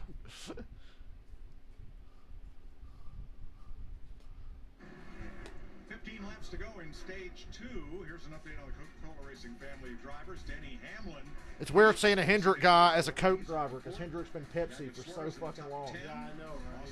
I miss those Jeff Gordon Pepsi cars. There you go, pass for the lead. Ross Chastain. Tires do matter. It takes a little bit, but tires matter enough. Doing a little grinding, Yeah. but not much. There's your guy, Bobby. And clear. Yeah, Harvick's going to win the stage. His teammates going to follow suit. I thought when I saw him run up on Gilliland was when I said he's going to win the stage, and I saw Gilliland kind of get in his way, and so maybe not with so few laps to go, but he must have made quick work of him. Different strategy was Todd Gilliland. He was second for much of this run. He's fallen to 6th. Still better than where he was. 2 of his 4 Cup top 10s have come here in the last 3 races for the truck winner here. All right, Briscoe trying to take advantage with Hamlin looking on. Then Rennick. God damn it, Michael! You should have gave me 2 bets so I could have Harvick and Hamlin. I should have asked for 2. Try to maintain at least a good position. Doesn't need to try too hard here. He's got a good gap behind Reddick. Obviously, Hamlin's going to be. Now that Priest is out of the way, it's pretty much wide open for whoever. Gilliland and Keselowski. He's really coming on strong. For Priest, this is going to be one of those days where he wishes this race was still 500 laps because he's going to need every lap possible to even try to get back in the top 5. Where almost everybody else got 4. So possible, man. That one's going to come back to you really quick. Chastain's dropped to 5th now. Has a gap to Keselowski. I recognize that. That was TJ Jr. spotter. He's Brad's spotter now. I recognize that voice. I didn't know whose radio that was, but then I said, wait, that's TJ. 32 cars are on the lead. Oh, by the way, TJ hates Joey Logano. After his penalty, Because remember, he spotted for Joey after Junior retired, and apparently it didn't end well, so now TJ just fucking hates Joey Logano. And TJ made the remark that, you know, Joey had a bad year in, I think, 2019, he had a bad year. And TJ on his podcast goes, yeah, the team and driver have a bad year, Yeah, so what do Priest, you do? You fire the spotter. talking about him, he's having to completely change his driving was like, oh, line. that's why you don't like Everything Joey. he's done is braking. You're having to drive it off. I hated when TJ was spotting for Joey, because he would constantly have to defend Joey Logano's dumb shit. Different way of driving when you're mired back And he there in would. traffic and having to manage traffic, trying to get up through them. Making good progress though. Well, as a driver, you know you have a fast race car, but you haven't had to pass anybody all day. You got to really think about how to take care of it, you know, and how not to go out there and be. Truex is 31st. Remember, he sped on pit road 2, and he ain't passed nobody. Truex is last car on the lead lap. Strategy or pit stop would be better. You can gain a couple Yeah. seconds here and there, but don't go out there and blow it too soon. Bobby, I'm a little bit surprised with the Hendrick camp. I am too. I thought Larson would be the best one. I thought Larson and Byron would be the best. I didn't see Bowman being the best, and now only Larson's in the top 10. I thought they were going to be the camp to beat. I had no expectations for Chase today because he's been out for a while. Bowman, Yeah, the one neither I Chase didn't isn't mention, ready I didn't or I think think was the a car factor just yesterday. sucks. Is Yeah. the best car. Yeah, and you think about practice yesterday, looking at it was. Byron was the favorite, 4.5 to 1 for this race. Today he's not, He's so, 16. Yeah, Yeah. you know what happened over I liked Harvick and Hamlin all weekend. 5 laps to go in stage 2. Kevin Harvick leading at Martinsville for the first time since 2016. Jamie. Wow. And I talked to his team this morning. and It's a they Stuart said Haas 1-2. set up from our teammates here, and we have seen a happy Harvick. Happiest he's been at Martinsville in quite some time. They made some nice adjustments today, just building a little bit free. But guys, the sun is out, track's we say. And Brad, look at Brad, 5th. Yeah, the sun coming out just it's made certain cars just come along. Brad was 20th for the entire first stage. Pretty much. Yeah, he was sucking pretty bad. I think it's Briscoe, Harvick, Hamlin, all the guys that like loose race cars. Because Briscoe loves a loose car, Hamlin loves a loose car, Harvick likes to slide around. And Suarez and Almirola are falling off big time. Yes. Chastain is 6th. Glad he can keep it, and now he's up there. So if he can make some adjustments, maybe the Hendrick Chevys in 10th with Bowman 11th as they chase down Almirola. It's not helping Hendrick. They're staying the same. Yeah, we're pretty much about the same. Pretty much. You don't think them crew chiefs are saying that just repit, do not speed? Yeah, just don't fucking speed. Yes, that'd be great. Just, you got to keep your track position. I agree. I'd rather be 3rd than like various Bruce. That's why I'm worried if Hamlin has a shot to win, he'll cost me money by speeding on pit road because he does it more than anybody. Yes, he does. Although Hamlin pointed out on his podcast, he is no longer, after last season, he was not in the top 5 most penalized on pit road. He said we did improve there. Are you sure, Denny? Because you're still doing dumb shit. They have gotten better. I guess.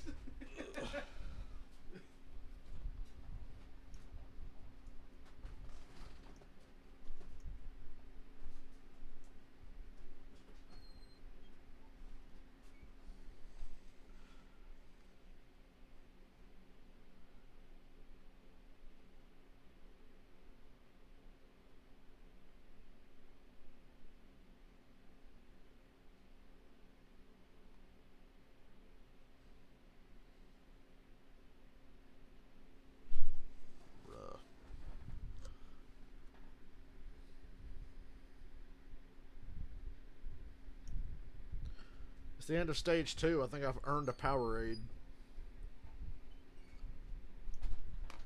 So I'm gonna go get one.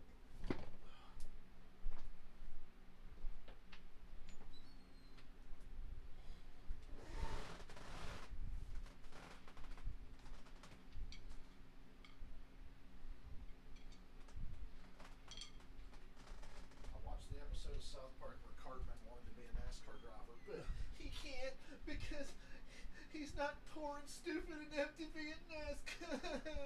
He's like crying, and Kenny is pissed off because Kenny loves NASCAR. Because Star Cartman's like, you can't be a NASCAR unless you're poor and stupid. And Kyle's like, that's not true, you fucking dumbass. Yeah, it is. I'll prove it. Hey, Kenny, do you like NASCAR? I love NASCAR. You can see.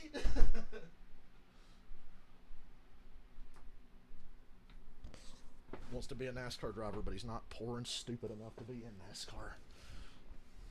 Yeah, that's clearly not true. That's actually fucking backwards nowadays. They did. You could tell the South Park guys are NASCAR fans because when you watch the episode, they had the attention to detail perfect. The car, it was the COT because the episode came out in like 2010, and they had like Dale Jr. and Jeff Gordon, South Park characters in the show. It was fucking funny. Cartman decides to be stupid enough to be a NASCAR driver. He's got to kill brain cells, so he goes to the store because he sees a commercial for Vagisil, and it says do not ingest Vagisil. It can cause like brain damage or whatever. So he starts eating tubes and boxes of Vagisil, and he starts talking like a fucking retarded redneck.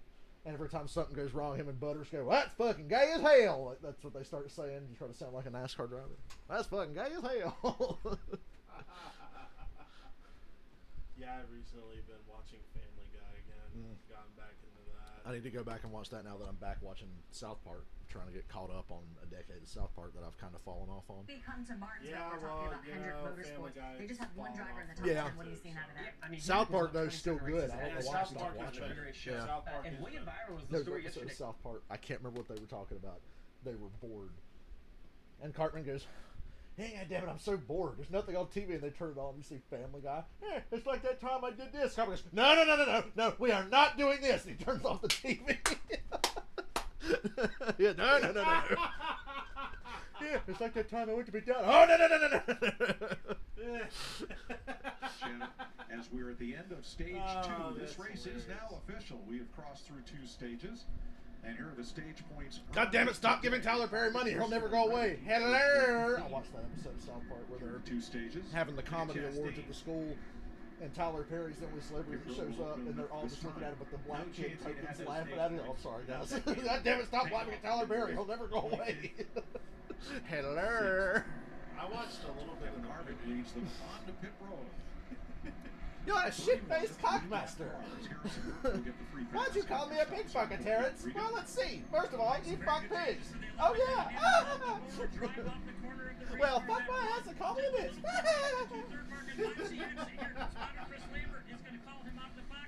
Shut your fucking face, Uncle Fucker. You're a boss. Yes, like a Uncle Fucker. You're an Uncle Fucker. Yes, it's true. Anybody fucks Uncles might like you. Shut your fucking face, Uncle Fucker. You're the one who fucks Uncle. The funniest part is you don't sleep on mow the lawn. You just fuck your uncle all day long. The people walking out of the theater. Oh my God, what garbage? Well, what do you expect? They're Canadian. Hey, Briscoe's the leader, and Brad tried the 2 tires. I like how pit stops are so fast now. 2 tires is not fast enough to get you the lead from 5th. Brad was 5th, but it only got him up to 3rd. Back in the day, you'd be 1st, taking 2 tires from 5th, and you're the only one. See if old Harvick will answer. Hey, Happy Harvick, it's Boyer up the booth. You got us? I like that helmet. And the old hot rod's pretty fast. Came to play today. They've been a sponsor of him since he was at RCR. Like, this has been since 2001. He's had real tree shit. Where's Gregson running? You said you got a prop bet on Gregson for a top 20. Oh, 19th. There you go. Before pit stops, anyway.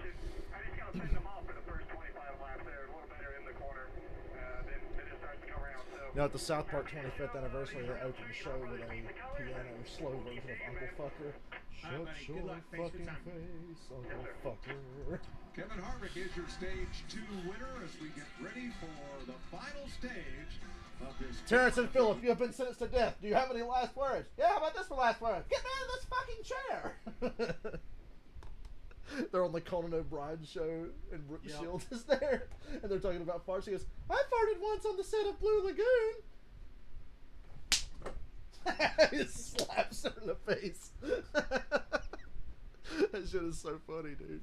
I just love how the running joke of the movie is that dog shit comes out of Canada. Like, just, it's terrible. Whenever they give you. I watched an episode the other day that I had never seen because it was from the period I kind of stopped watching. Ike is watching the royal wedding, but it's the Canadian royal. Like, they have a royal family in Canada, and there's all these weird traditions they have. It's like, now you see, the princess of Canada, before she's getting married, her fiance must rip her arms off. He like rips her arm off. Now he's waving the blood around. Very beautiful ceremony. The Canadian royal family.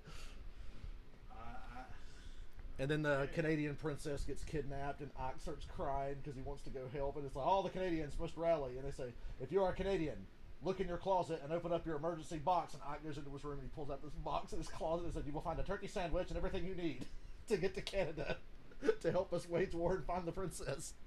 So Ike walks out of the house with a little knife and a lunchbox with a turkey sandwich, and he goes all the way to Canada. It's the fucking dumbest shit. I love how they do the voice of Ike. It's just one of their kids, and they get him to say mean shit. You're a donkey raping shit eater. Donkey raping shit eater. Oh no, Ike, don't say that. Chef, why do black people say in the house? Well, we don't really say that anymore. We used to say in the house. Then white people started saying it. So we started saying in the his house. And then white people started saying that. So we started saying in the hizzle. And then white people started saying that. So now we say in our flibbity flob and flu. And at the end, Mr. Garrison's like, come on, Mr. Slave. We got to get back to our flibbity flob and flu. Oh no, don't say that. Flibbity flob and flu.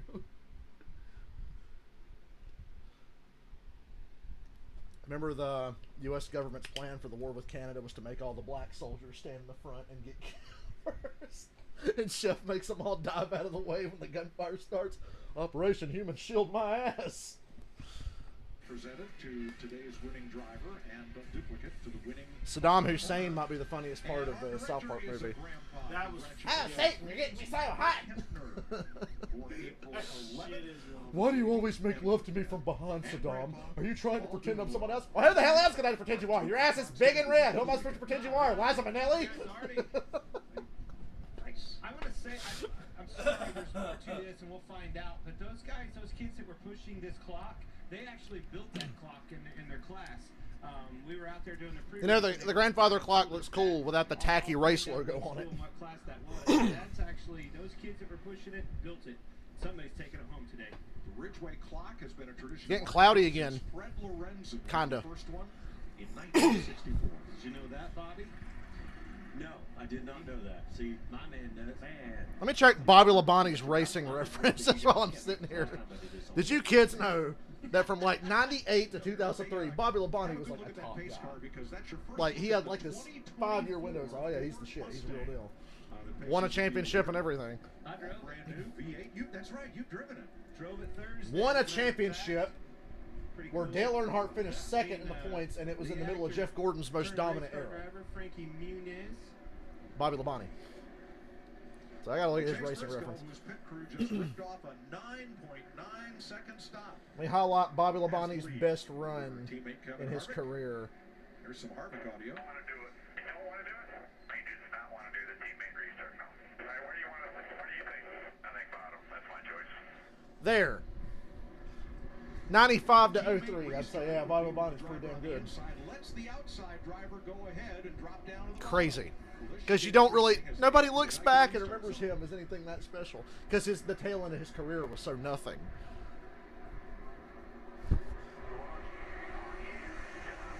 We got a lot of Fords to deal with here. I love seeing Brad do well. I'd say that worked out anyway. I mean, for sure. Obviously, I think Kevin was thinking on the inside you're gonna maybe get a little advantage being down there, maybe off the turn two, and it obviously looked like Brad didn't get the start he wanted. So worked out for Kevin. Back on the cloud cover. I think it's important to keep this up. Booby la booby. I think it definitely. Go, Denny, go. Yes, Denny. I can't believe I'm cheering for Denny because I want money. Yeah, me either. Now NASCAR has wet weather tires if needed. They use them Yes. here in the truck race. We can race on a wet track now on flat racetracks. I think they have the list. It's like Martinsville, New Hampshire, Phoenix, So here's the deal. Richmond, I want to stay on and that all the for road some seconds courses. here while we're watching the races. NASCAR Although Richmond has more banking than I would feel comfortable racing in the rain on, but they say they can do it at Richmond.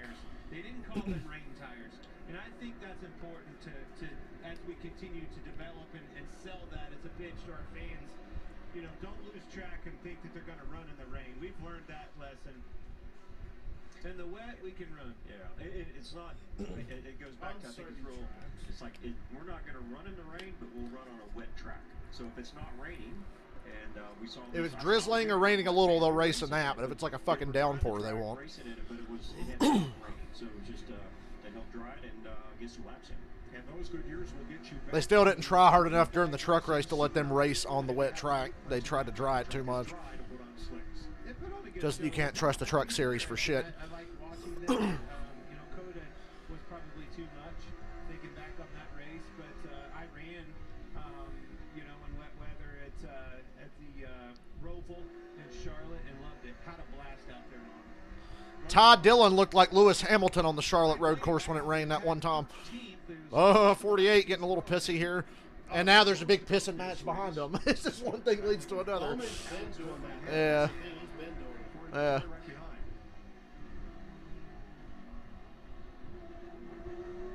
Don't mess with that 54. He's got God on his side.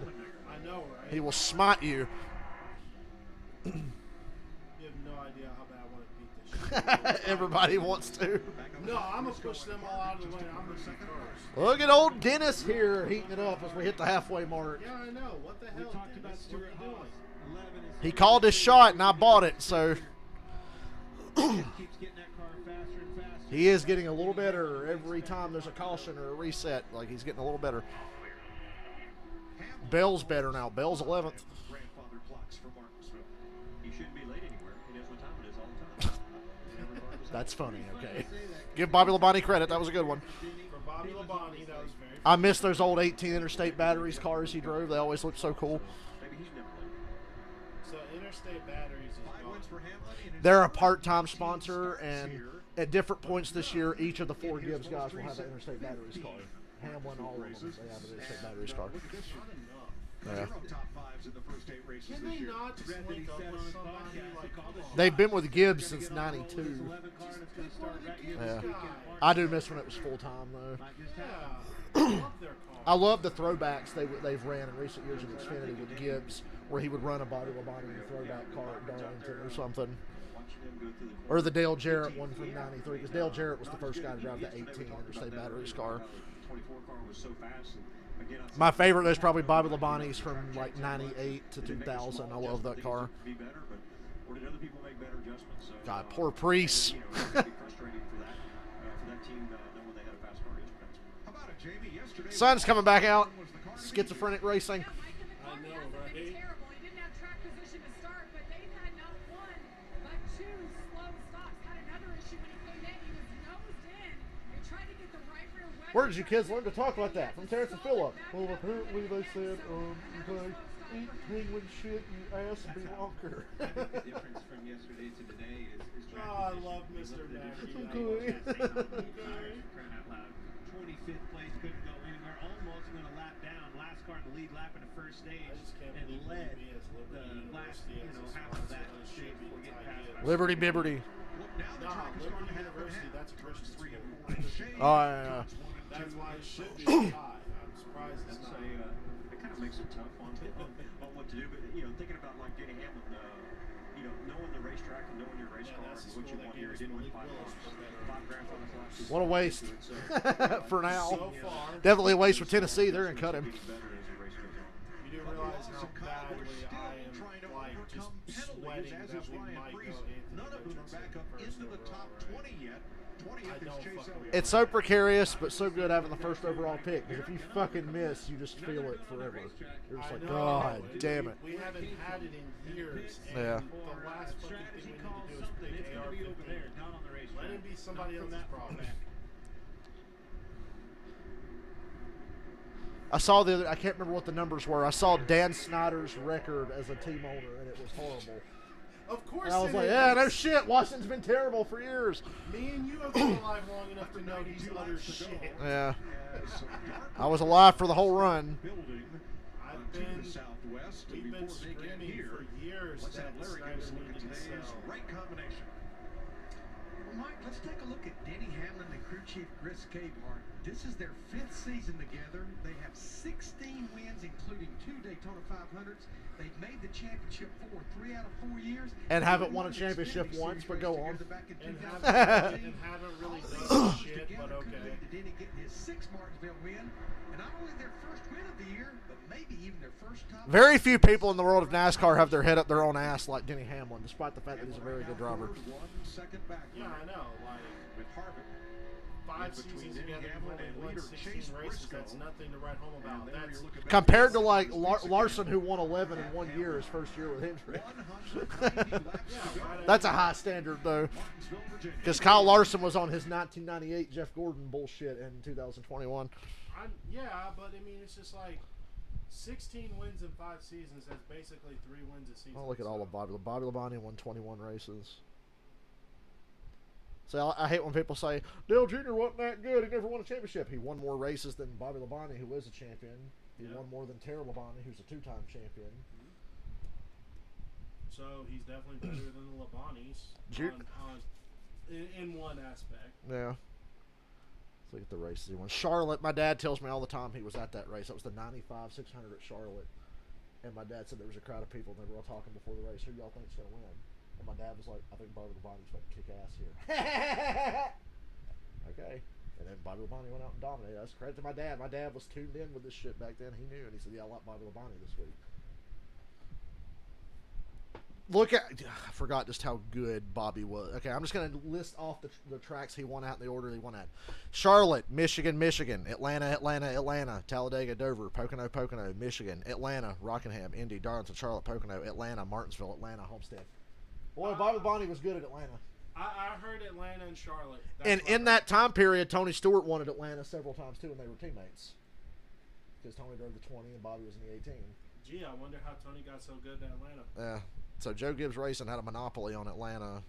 They kind of stole it away from Earnhardt because Earnhardt won Atlanta like, I want to say 9 or 11 times, something like that. Yeah, not surprised to see that many Atlantas on this list because he just had that shit figured out. All his wins were in the 18 car. He never won for any other team. Seriously? Never won for another team. And he drove for several others. So I guess as Larry Mackrell would say, that is the Subway Fresh Fit right combination for Bobby Labonte's career. What Joe Gibbs Racing.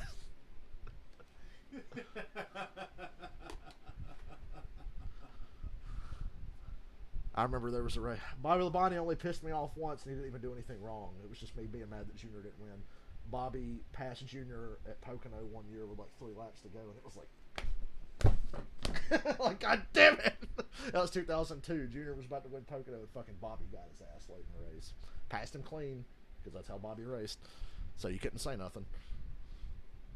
You couldn't say, that motherfucker ran us over or did this or that. No, Bobby just got him. Because Bobby was in his fucking prime still. And Junior was just a wee lad. Oh, wee lad. Wee laddie.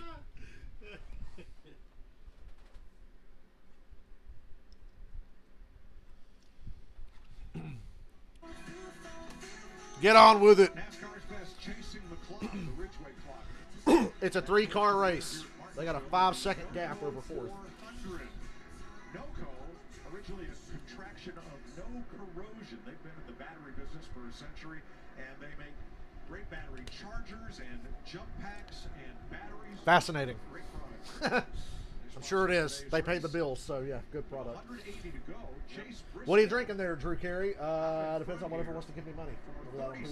That's right. He goes, whatever it is, tastes great. Changes among 4 different drivers today. Unusual signs to see while entering a state. Welcome to Hawaii. How'd you get here in the car? In position. Denny Hamlin, there he is, folks. He's run these leaders down. I think he might be the only car that has anything for those Stewart-Haas cars. Miami. No, it's a state. Miami, not to be confused with Florida. And fourth now, 5 seconds back of the leader. Welcome to Rhode Island. Now leaving Rhode Island. Yeah, I'm looking at Brad Keselowski. You know, he just spent a few laps. The 5-car. It's fucking beautiful, though. I've been to the beaches in Rhode Island. Oh, it's very great. Impressive. You know, he's gotten back running in the top 10. I love Rhode Island. Early in the year, you know, he's found this racetrack to be to his liking today. Well, let's sell Larson. Think Larson ever drove that corner? Jeez. This isn't his best racetrack. He doesn't love it, but he's been very solid today. How am I getting outrun by a Roush car in 2023? Let's stay steady here. Larson probably said to himself. He's not led today. He's currently running 7th. He's been in the top 5 a good part of the afternoon. And then I look at Todd Gillen. You know, he's up there still. He's in 8th place right now, and you know they made that 2-tire stop. Yeah, Michael Briscoe has 4 straight finishes of 15th or better, and 3 of the last 4 weeks has done stupid shit behind the wheel. Chase Briscoe is the most likable, stupid driver in NASCAR. He does dumb shit behind the wheel all the time. If Briscoe is within an ass's roar of the top 5 late in the race, he is going to do something dumb. Ask Blaney last week. Ask Suarez at Coda. Ask Hamlin at the Indy Road Course year before last. That was funny. Ask Reddick at the Bristol Dirt Race last year. What's it like? Ask Larson at the 600 last year. All those times. I'm just listing all the times I remember Briscoe choking on his own shit at the end of the race. Took the lead here last fall with 5 laps to go. Yeah. Ross knows what he's doing. Yes, he does. For better, for worse. Man, he really had a good run there. Changed tires, it just hasn't been the same. He was lights out. Bill apologized to Ross a few hours after Richmond. Remember I told you about Bill being pissed at Ross because he said it was Ross's fault that Bill wrecked Byron, and then Bill went and watched the replay and said, okay, he wasn't seems to there. take off well on the restart, and then So Bill apologized. 12th, 13th place where he's right now. And I want to say Ty Gibbs. You know, Kyle Busch after Coda, right? He's doing an interview. And Kyle was talking about how chaotic it got. Remember, triple overtimes, right? And Kyle finished second. They said, yeah, it was just chaotic race. And he goes, I just spent all day working my way through the top 5, trying to keep it clean. And then he looks at Ross, who's standing a few feet behind him. I want this guy over here.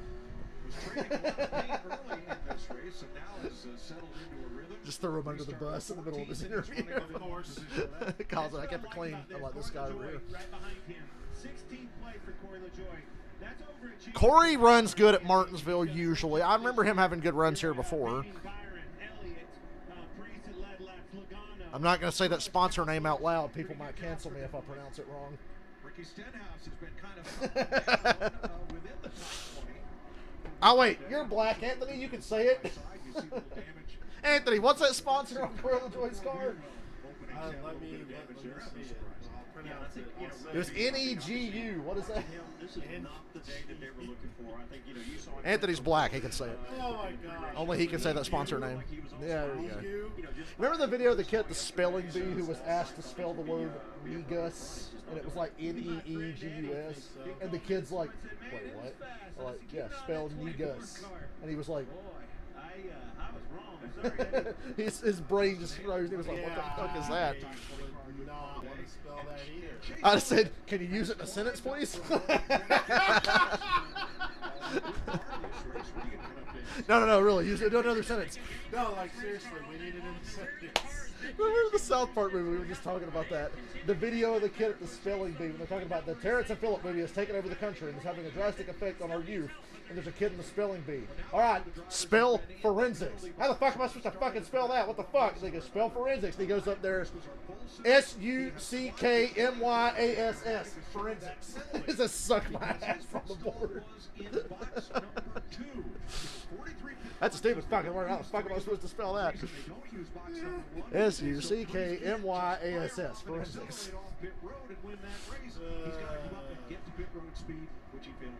You said penalties, Bubba Wallace. Not a happy camper on pit road today. Lost 3 spots on the first. I hate to say it, but that one was on Bubba. You sped. Yeah, I'm sure it wasn't by much, but you sped.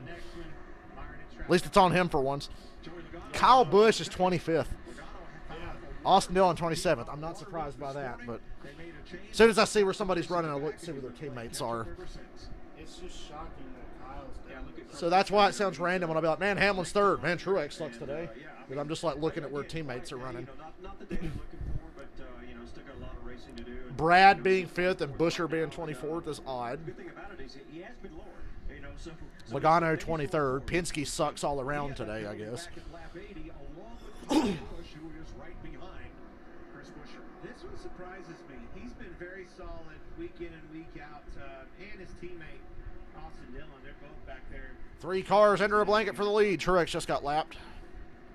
How will Briscoe give this one away, gang? Let's check with Jamie. Let's check with Jamie to find out. Have you ever heard the guy on the Pat McAfee show do his character that he calls Mad Mel Copper? Where he'll dress up like Mel Copper and he can do a great impression. And he's a Packers fan too, the guy. So they had a video of him reacting to when the Packers drafted Jordan Love. He goes, well, I was saying the Green Bay Packers are a bunch of fucking stupid idiots. Goddamn, drafted a fucking quarterback. And he just goes off on a tangent. He broke character when it first happened. He just goes, God damn it! When they drafted Jordan Love. I was saying the Green Bay Brian go against the fucking moron. Probably gonna go over his house later, tell him to go fuck himself. Just look up Pat McAfee, Mad Mel Copper. You've got to adjust their pressure. So, yeah, if you're spot on, these long range runs are right what you're looking for. But if you're struggling, it is a Green Bay Packers, a bunch of fucking stupid idiots. Eric Jones in 26. Stability in 27. I will say, I did like Pat McAfee coming out of the top 10. Yeah. I hate to say it, but I had to laugh at Shane McMahon. I know it's wrong, but it was funny. I just didn't know what to think, because it's like, really? You could have given that to LA Knight. Yes! That's what you give it to? Yeah. Shane McMahon. Best in the world. And even though I unironically love that character. And then he goes and does that. The funniest part, and the part that made Cornette piss his pants. So Cornette was like, I don't want to laugh because I love Shane. But goddamn it, Michael Cole goes, he's still got it. Right as Shane landing and tearing his quad. Yes. Yes, he did. Yes, he did. I was actually texting Cameron a little bit during WrestleMania. When that happened, I went, wait a minute. So is this really happening right now? I mean, aside from the punches, Shane looked okay, but I mean... Kevin Nash on his podcast goes, well, Shane, welcome to the club with me and Triple H and your dad. The quad club. He said, yeah, you can join me, Triple H, and your dad, so yeah, welcome to the club. Yep. Yes, he can. It's just like, are you freaking serious? You could have given that to Braun Breaker. And then Nash goes, I just hope Shane doesn't have to endure 20 years of haha, you tore your quad like I fucking have. Nash is so chill about it, so I don't give a fuck. I wonder what Hunter thinks of it, though. Yeah, poor Triple H, his quad was... Yes. I don't know what was worse. The quad was probably worse, but the kneecap breaking on the spine buster on Randy Orton. Sure. I'm when sure that happened, just, I knew it was fucked. I was like, oh yeah, because fuck. Hunter, he didn't get back up like he always does. Yeah. You knew something was wrong immediately. The worst thing after that is the RKO he tries to take.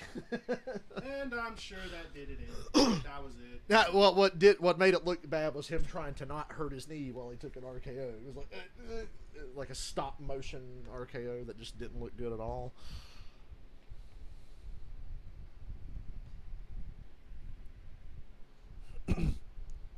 Denny Hamlin passed Harvick. Leaderboard ain't updated yet. Yeah, he did. Probably did. He did. Might have picked the winner today, as long as he doesn't speed on pit road, which I'm sure he will. Or do something else stupid, or get wrecked. Get wrecked by Briscoe. So I got to worry about speeding on pit road and getting wrecked by the 14. Eh.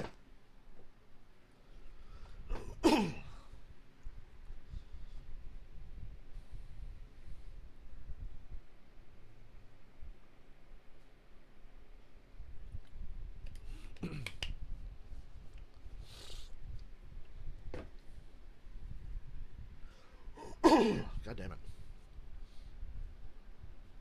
I'm not your buddy, guy. I'm not your guy, friend. Welcome back to the NOCO 400. NOCO. FS1 by Motors Polishers. 151 laps to go as you watch our aerial coverage provided by Goodyear. Powering every lap, every mile, and every victory on the road ahead. We sat up there a lot of time. More driven. Up in the nosebleeds. You know how it is at NASCAR races, the opposite of other sports. Nosebleeds are the best seats to have at NASCAR, so you can see everything. We're going back there in the fall. We're going to go to this race.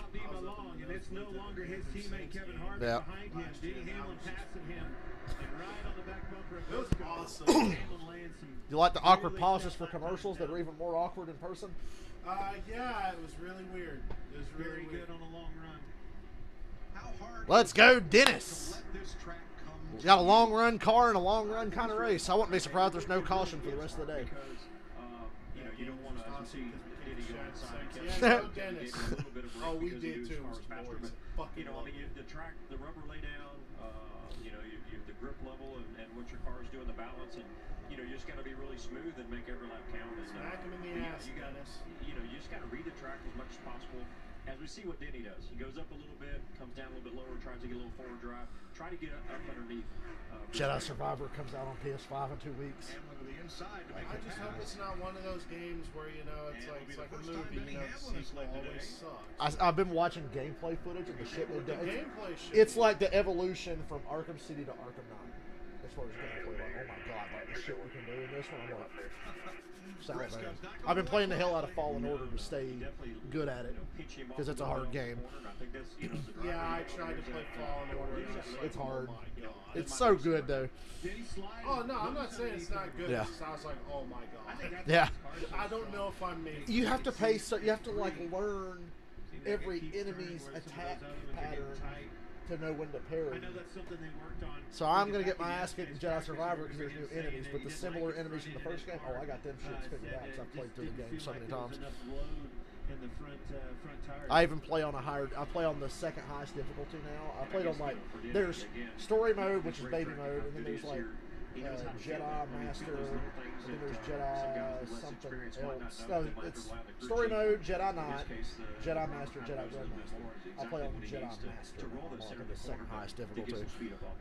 But when I play the new game, I'm going to play on Jedi Knight, which is horrible. So after playing this game on hard, over and over until it comes out, I should be good at the new one on the lower difficulty. That's my plan. Before we do anything with this, and I'm going to run it Within a week of Gotham Knights coming out, I was already playing that on If hard. anybody makes I him figured mad, that he game out doesn't have quick. to actually physically Gotham Knights put doesn't that seem anger out hard the to window figure out. because Yeah. it's already splits it up. And At least like when you're actually doing it now, learning the characters and how their styles change. Go, Dennis. You see that middle finger? We got the lead.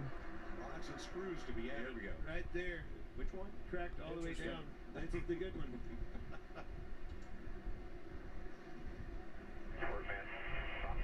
You know, it's interesting when you break your toe, they literally can't do anything. They just have to be like, oh yeah, sorry about that. Here's some pain medicine. Hope it gets Didn't better. slow him down. Did a great job at the dirt race. Your adrenaline takes over. You know, thinking about that, thinking about that boy in the 9 car too. I think I was at a KISS show the day Eric Singer broke his big toe, and you think, oh, that's not a big deal. Well, for a drummer, it kind of is. So I remember seeing on Twitter, Gene posted a picture. Eric's toe was fucking purple and fucked up, and said, yeah, our drummer ran to the corner today and walked into the door. And I was going to the concert that night. I could see Eric, like, wince a lot during the show.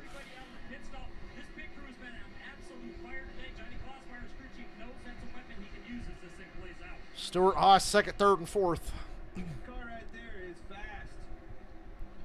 Harvick still got something for Denny. Is catching these teammates. He's faster than them. Probably the only one that's holding pace with Hamlin at the moment. He's coming I know Almirola on the stopwatch looks fast, but I trust Harvick more. I think you said it at the end of stage 1. Here is Stuart Haas, first, third, and fourth. Until Denny passed him. A miscue by Priest on pit road would probably have all their cars in the top 5. What a day. Priest just now got back in the top 20. Stuart Haas. That's a picture right there that they, if Priest were there, they would put that in the office for sure. Oh. At this point in time, Harvick really wanted to make sure he was clear. Cars right there. yeah. Corey LaJoy Clusterfuck. at the racetrack in turn 4, and we almost had a 3-wide situation there. Yeah, I think I saw Priest get in the back of him. Didn't like it. He went in there and gave Priest a shot really hard. Shot him up the racetrack. That was the. I think. That Oh, was Bubba. missed You him. sure? I thought You know, Bubba caused hit him what, Corey. 3 or 4 spots there. Keep it cool. Got to stay in this thing. Kyle Busch is the last car on the lead lap. Corey LaJoy lost Now he's next to position. last. He's in front of Eric Jones. 16th all the way back to 24th. Zane Smith on pit road, already a lap down, and will lose a lap at least with this stop. So, one player, Clint, is still alive in today's Well, it's not me. contest to win your $5,000. I'd like to win $5,000. This is such a tricky thing, Bobby. James, if Gregson's going to win Rookie of the Year, he's got some fucking work to do. Taking my money.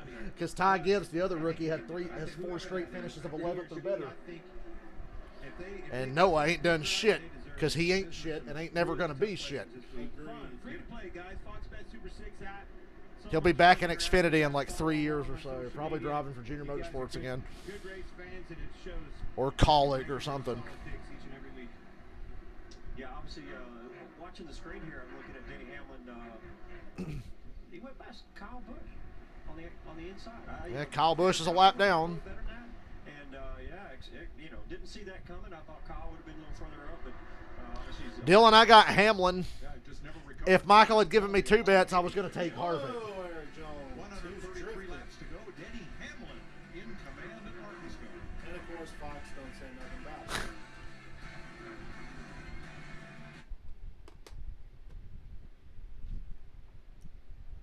Somebody's getting the move the hell out of the way flag. That's the blue flag with the yellow stripe through it.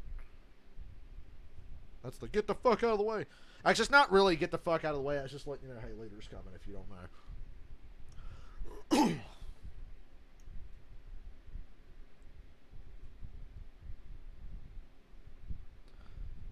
You got to hang out on some Saturdays because the Xfinity Series is always so fucking good. Really? Yeah. Xfinity cars always race so good. I'm I'm not used to that. I'm used to Xfinity sucking. Well, yeah, because when you started watching, it was in the era of just the entire top 10 in Xfinity race will just be Cup guys beating up on the fucking Xfinity drivers. That era is pretty much over. And for the last, I'd say since 2016, Xfinity's just been fucking money. There was a few years there, probably 2013, 14, 15, I quit watching it because I'm like, Kyle Busch or Brad Keselowski or Joe Logano or Carl Edwards are going to win. We fucking know. Like, boring.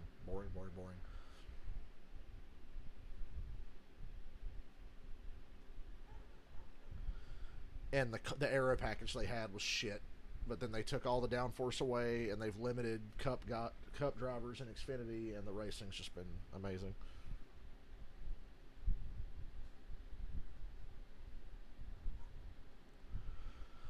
I don't know what the fuck they're cooking in there, but it smells good.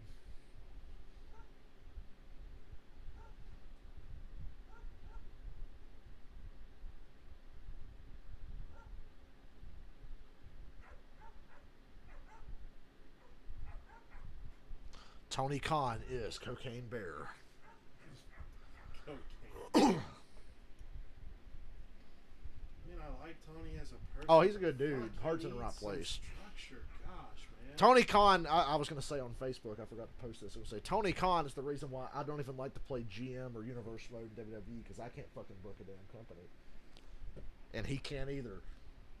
No, he can't. It is so hard. Like, we all feel like, man, it'd be fun to, like, be a creative guy, and I'm sure it would be fun to be part of a creative team. I don't want to be the lead guy.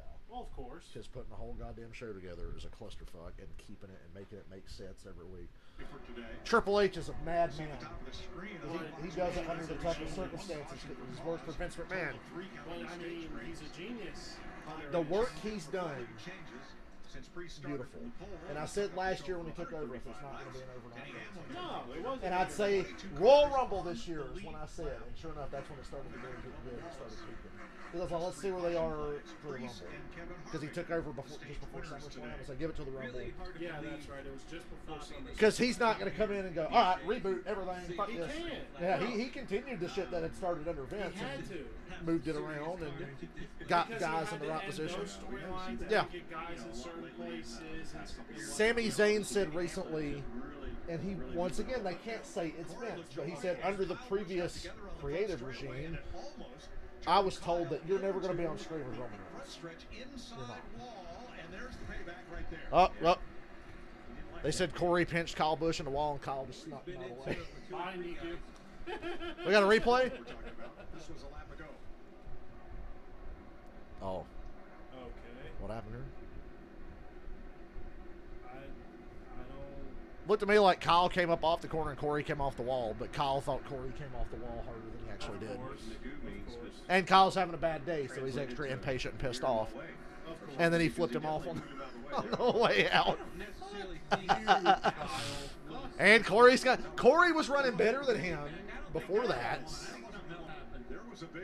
Get back to him, Corey. Show him what for. Oh, he's driving deep, and they cut away from him. Come on, get to him. Come on. I want to see you start shit, Corey. Come on. I'm for it. I'm amazed that a race can be this green for this long and be this compelling. Martinsville. Yeah, it's Martinsville. But, oh, yeah. Sammy said he was told, you're not. Let's listen in on the 7th for LaJoy. And it was basically implied, you're not good enough, we're going to keep you away from it. You're not your little thing with the Usos. We'll be done. You're not going to rock Roman Reigns. And then shit changed and whatever. And it was making the guys laugh. It was making Triple H laugh. It was making everybody laugh. And Sammy was getting over it. It's like, you got to use him. Fuck. Put him on screen with Roman. Remember the story started as Sammy just trying to get an audience with Roman. Hey, Roman, I want to talk to you. I remember how it started. The shit where he's like, I'm in that guy's head. Yeah, I'm in their dead. And Roman goes, really? Is that what you're doing? And Roman starts laughing for real. Is that what you're doing? And say, yeah, I got the little dance like this. And you see Jay in the back where he's supposed to hate Sammy just going, I'm sorry. He's sorry, Roman. He's not feeling very oozy. And Jay goes, the look Jay gives him, he goes, but what made Jay crack? Jay was holding it together until Roman goes, you're not oozy? And Jay just goes, and then Jay starts to turn away, and Roman goes, no, right here. He's like, you're not turning away. No, right. I will give Sammy that. That was funny as fuck. Jay goes, But yeah, Jay cannot. He can't keep a straight face for shit. I love Solo because Solo's always the badass straight. Right. It's hard to break Solo. Sammy's got him a couple times. Yeah, Sammy got him a couple times, but it's borderline. I saw one video there at a house show, and Sammy grabs the mic during Solo's intro, just everybody. And he puts his arm around Solo. This right here, this is my dog. And Solo's just like, God damn it. So this is my dog. This is my dog. Oh, God. This is Solo just fucking cool as shit. Everybody in this, there's so many fucking layers. Somebody said, what if fucking Jay is the one to beat Roman eventually? What if it's Solo? I don't think it's going to be. I don't think it will be, but then just the fucking layers they set up of like, I just don't there's think friction with Solo and the Usos now because Solo is Roman's new right-hand guy because Solo don't fuck up. The Usos been fucking up, and now you see Roman's using Solo way more. And the look Solo's giving Jay, because I think he's starting to like lose trust with Jay. There's just so many, and when Heyman looks, he's talking to Kevin and Sammy, but he says in the tribal chief is becoming very impatient. I want to go back and watch this. Yeah, because I want to see Heyman say that. Yeah. I just want to see it. And the Usos are looking at Sammy King going, yeah, that's right.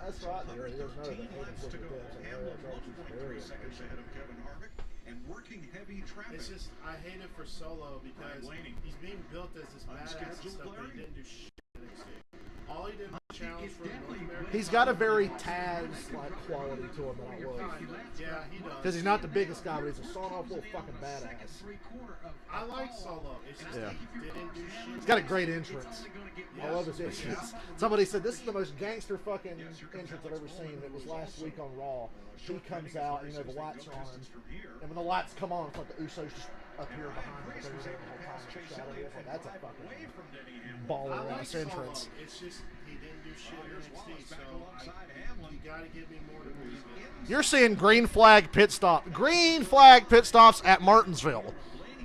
You realize how exceptionally rare this is? Yeah, it's weird. Damn, Bubba. Hamlin was doing all he could to get around them because Joey and Bubba were really getting in the way. Well, Bubba was able to cut through the 31 and Joey, and now he's back up on Denny. I don't think the tire fall off is worth short pitting. I would run as long as I can here. Because if you short pit at Martinsville and catch a caution, you might be 2 laps down. So I'm surprised to see guys. I'm surprised to see so many guys pitting early. I mean, it looks like it's going to be green all day. Yeah. This is so crazy seeing a green flag pit stop at Martinsville. Yeah, at Martinsville. Yeah, it's smaller Bristol. Todd, we're not getting snow. It's fucking, how warm is it? It's like 70 degrees. Todd said it's snowing where he's at. But here in North Carolina, it's like 70. We pretty much got the same weather as Martinsville because we're only like 2.5 hours away from Martinsville.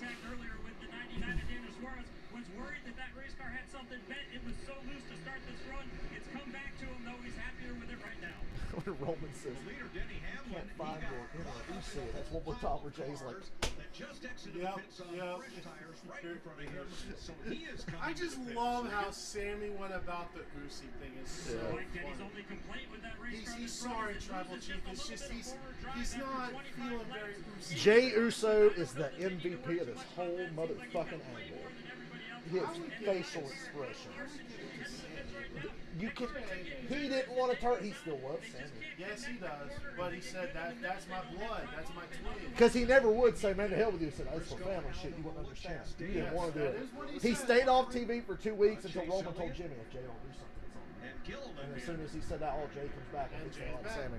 Because he didn't want Jimmy to go through what Jay went through in that Hell in a Cell 2 years ago, 3 years ago, whatever it was now. Because that's how this whole deal kicked off. Jay was the one running with Roman. He had to go get Jimmy. Jimmy didn't want to do it. Then Jimmy finally got to do it, and then Jay didn't want to do it. Yeah. That was the start of the bloodline. And he basically beat Jay into submission. And then Jay was finally back. Of like, you are my family, you fucking answer to me. And the whole time, Jay's been sour-faced about it and just dealing with it. And he didn't want Jimmy to go through that shit, so he fucking took Sammy out. He didn't want to do it. The segment on SmackDown 2 weeks ago where Sammy goes to talk So to that Jay will leave away us from the top everybody else, six and you hear on a the commotion, and come leaderboard. around, and Eighth place Solo's Rob dropped the fucking Truex, box or 12th something on place Noah KO's knee, Gragson, 14th place and they're like Harrison trying to Burton, scare Solo and off, and 16th Jay's place neutral. Jay Florida just Joy stands are there. the cars You that don't have fight not Sammy, yet you don't stopped. go with Solo. Heyman's in the corner on his cell phone I think in it's a the driver. background. When I saw those first guys pit, It's like next level shit I would see that they're the pit, doing. and I would want I to, will. like, I say, mean, I'll listen, give it we that. need to The do what they're bloodline doing, you know, is because good. if they're It gonna come is out and beat fun us to on lap watch. times, you know, short people like- Usual. I remember thinking after Elimination Chamber, I was like, man, I'm gonna be sad when this whole deal wraps up, and I felt like it was getting close. But now they're still rolling with it. I'm like, okay, it's still interesting to me. Because we're getting Yeah. into the split up. Yeah. So how are we going to get to them just completely blowing It's up? WWE has that tendency, and they will still do it no matter who's in charge. Of when something works, they stick with it. That's why I think they're like, hey, fuck it, Roman wins, and this bloodline thing. Let's stretch this out a little bit longer. A bad example of that is Kane X-Pac. Kane X-Pac was brilliant, but they stretched it too long. I mean, it went too long. It was all right, but yeah, it was stupid. Yeah. And then it just evolved into X-Pac stealing Kane's girlfriend. It Well, just got I think it was fine until they had the six-man tag at WrestleMania, and then they had another match at the pay-per-view after that. It's like, should have ended at fucking WrestleMania. It just went on too fucking long. Yeah. So they have a habit of doing that. Yeah, I mean, they do. Now, look on your left on the Sometimes something's scoring really pile. good and There it is just the gets number of fucked in laps the since ass, the pit or stops as they run with Keselowski it is way now too in. long. That will turn the I'm lead over pretty to sure Lawrence, KO and Sammy are going to lose tag belts rather quickly. Wallace, Logano, Dillon, McDowell, and Truex. And Gragson have yet to stop. To the Street Profits. I think they're going to drop them back to the Usos, and then the Usos are going to drop them later on to somebody else.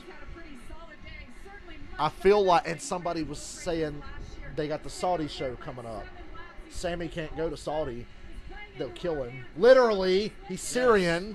Yes. So are they going to drop the tag belts on SmackDown in 2 weeks to the Usos, so the Usos can take the tag belts to They gotta Saudi? drop them to somebody because Sammy can't go. That's going to be a caution, right? That's That's got to be a caution. You can't let that go. But we're in the middle of a fucking pit cycle, Oh shit. so NASCAR doesn't want to throw it. I mean, Guys, I understand why NASCAR doesn't want to. Jesus. that just has to, I don't care what the situation is. That's a caution immediate. Look at that. Somebody's going to come off the corner and hit that shit. Guys. There it is. Caution's out. Okay. Thank you. The contenders all got back on the lead lap just in time. Yeah, barely. All the cars that are going to have to take the wave around were running outside the top 10 anyway. So, but they should have threw that right away. I don't care what the fucking situation. It's a caution or it's not. There's no in between.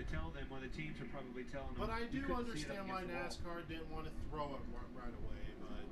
But Yeah. they really A needed suspension for a couple of crew members on the 78. 78. There you see him in trouble coming off the corner and Yikes. the wheel and tire exiting the car. Yeah, that's a straight up caution. NASCAR is so lucky that tire didn't bounce out in the middle of the road. Like Yeah. in the middle of the And track. guys kept coming off the corner wide around, but somebody's going to hit that shit.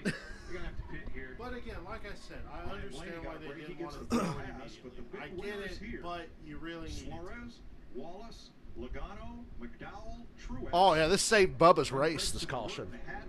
Bubba's going to be in the top 12 on the lead lap and come out in like 12th instead of 20th, which is where he was. He's running like 23rd or something.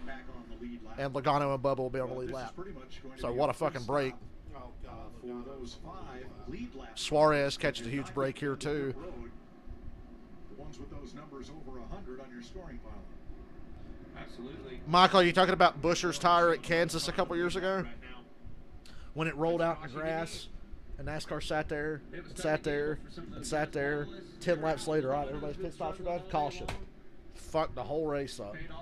It's like you should have just threw it when it happened. If you were going to throw it at all, you should have threw it when it happened. I guess you got it, without having to take somebody And the thing out. that day was the tire. You know how, you remember Kansas has that big grass infield in the front stretch? The tire was like barely out there. So it's like miles away from the track and it's off pit road. It's kind of out of the way, but they're like, well, it's technically on the track, so caution. Because what if somebody spent through the grass and it's that exact spot? Probably wouldn't have. And you didn't throw it right away, so why'd you wait 10 fucking laps to throw it? Either throw it, it's a caution, or it's fucking not. And then trying to hide it by, throwing a caution at the end of a pit cycle. Yeah. He's the 4th place car. There, they got lucky that it was right near the end of the pit cycle anyway, but they still waited. They were waiting for the end of the And NASCAR Thunder 2004, that would have been a caution immediately. When debris comes off your car in those old games, it's like, caution, debris. That's really how it should be. And I've hit a piece of debris in NASCAR 2005 Chase for the Cup. It ain't fun. Cut your fucking tire. Up into the top 10 after he was mired down around 20. Truex gets a break, yeah. Yeah, he was hanging It didn't really fuck over the front runners, but it bailed out some guys that were having a bad time. Yeah, it definitely looked like he needed to. But unfortunately, Priest is not one of them. So this is gonna perk his day Yeah, back. Priest is probably like He's a lap down. Now, right? Yeah. So of the drivers that stopped And Bubba gets to pit from the lead. Harvick in the best place right now. Harvick will be the leader here Denny because Hamlin, Harvick already who's leading pitted. on the green flag stops, now fifth. Regan? This is good karma for Harvick after getting fucked by a late caution at Phoenix. But it was also a legit caution, but you know how it is. You get fucked over by the timing of cautions. It's the most frustrating thing in the world, too, because you're like, well, it had to be a caution, but it fucked our day. Kevin Harvick in once again just to put some new tires. I'm surprised Harvick pitted again. I just stayed out there. Terrible last run. So now, what, Suarez is going to be the leader, or did Hamlin stay out? Made an air pressure adjustment for tires. No, Suarez pitted. Yeah, Suarez pitted and he came out first. I'm surprised Harvick and Hamlin just didn't stay out. Because now they're going to be behind Suarez. And you see how hard it is to pass. Bubba's fucking third. And he's good at Martinsville. So yeah, this is weird. I would have probably stayed out just to get in front of him. Because the tire wear, you just pitted a few laps ago and the tire wear ain't that big of a deal. Doesn't appear to be. I'm not pitting for the rest of the day. And if I do, it's 2 tires. Yeah, you should be able to make it the rest of the way. I'm really surprised that they would pit again there. Because you just gave the lead to Suarez, who's going to be a fucking weapon to get around. Most likely. See if anybody stayed out or not. I don't know. It's saying Briscoe, Reddick, and Larson stayed out, so they're actually the leaders, if that's correct. See, somebody should. Harvick and Hamlin should have just stayed out. Yeah, I don't know why they wouldn't have stayed out. I don't get it. Interesting.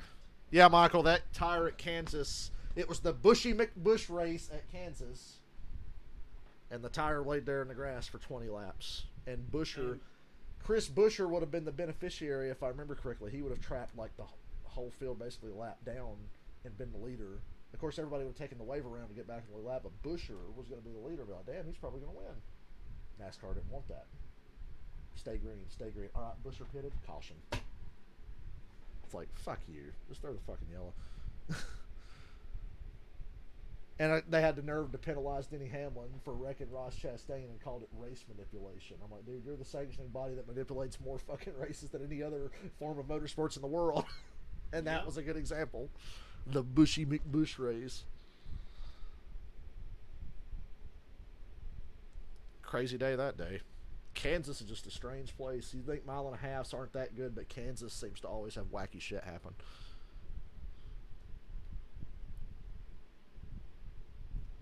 Next race I go to, Charlotte. That's 1.5 miles. Last year it was the race of the century, it seemed.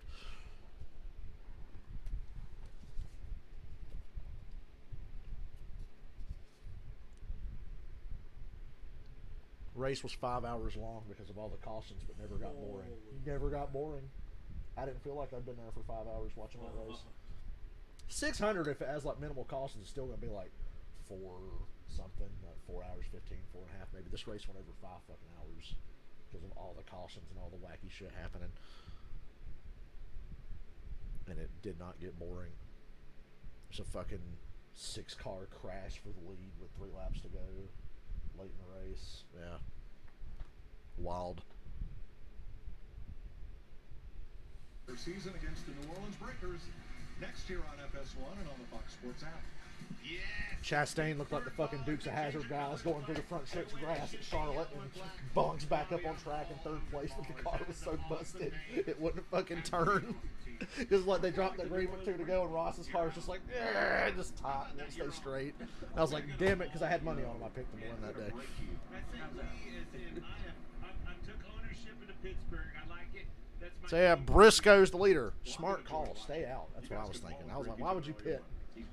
Spring football, How will Briscoe give this race away, ladies and gentlemen? It's going to be a maul. Let's find out. All right, 12 cars took the wave around to start in the back. Harvick, Suarez is the first car on fresh tires, but that ain't really going to mean that much. They were the first cars behind the pace car. Hamlin's fucked out of all this. You should have just stayed the fuck out.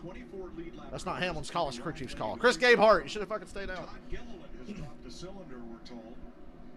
just running on 7. That's going to spoil what's been a great day so far for him, but he's still on the lead lap and will restart 16. Now is this race going to turn into a caution fest? This is about that time. Because I know 90 laps to go seems like a lot. Not here. 90 laps to go is like 40 to go at other places.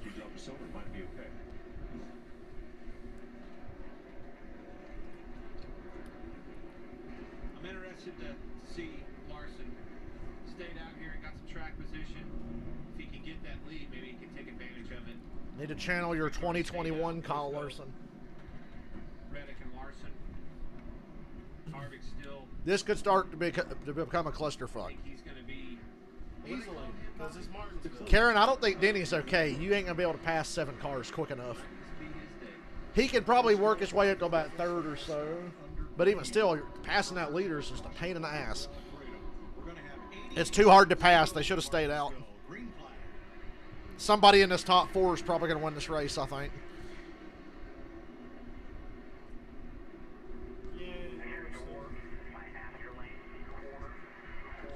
And now the wait to see if Chase Briscoe does something stupid begins.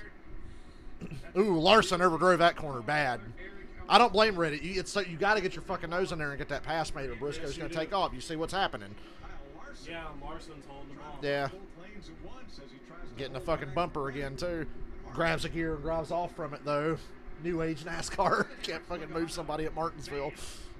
Not as successfully as you used to. Logano being this close to the front's hilarious.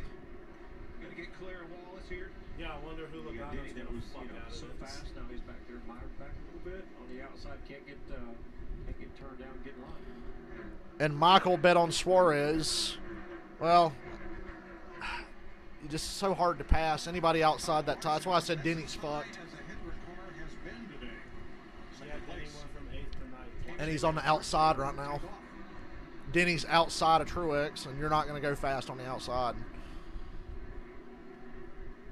Well, hello, Ozzy. Denny Hamlin to the outside, makes a pass. At least they got clear Truex, but yeah. That caution cost me money. Really, the decision to pit again cost me money. You look at Chase Briscoe. I mean, he's pulled away from Kyle Larson. I mean, it's impressive. You know, just staying out there like that. Well, not staying out there, but staying up there and just driving off. That's 200 horsepower really fast. 3 wide in the back. Christopher Bell. Almost got caught in the middle of the sandwich there in turn number 2 and squeezed. A little bump and run there.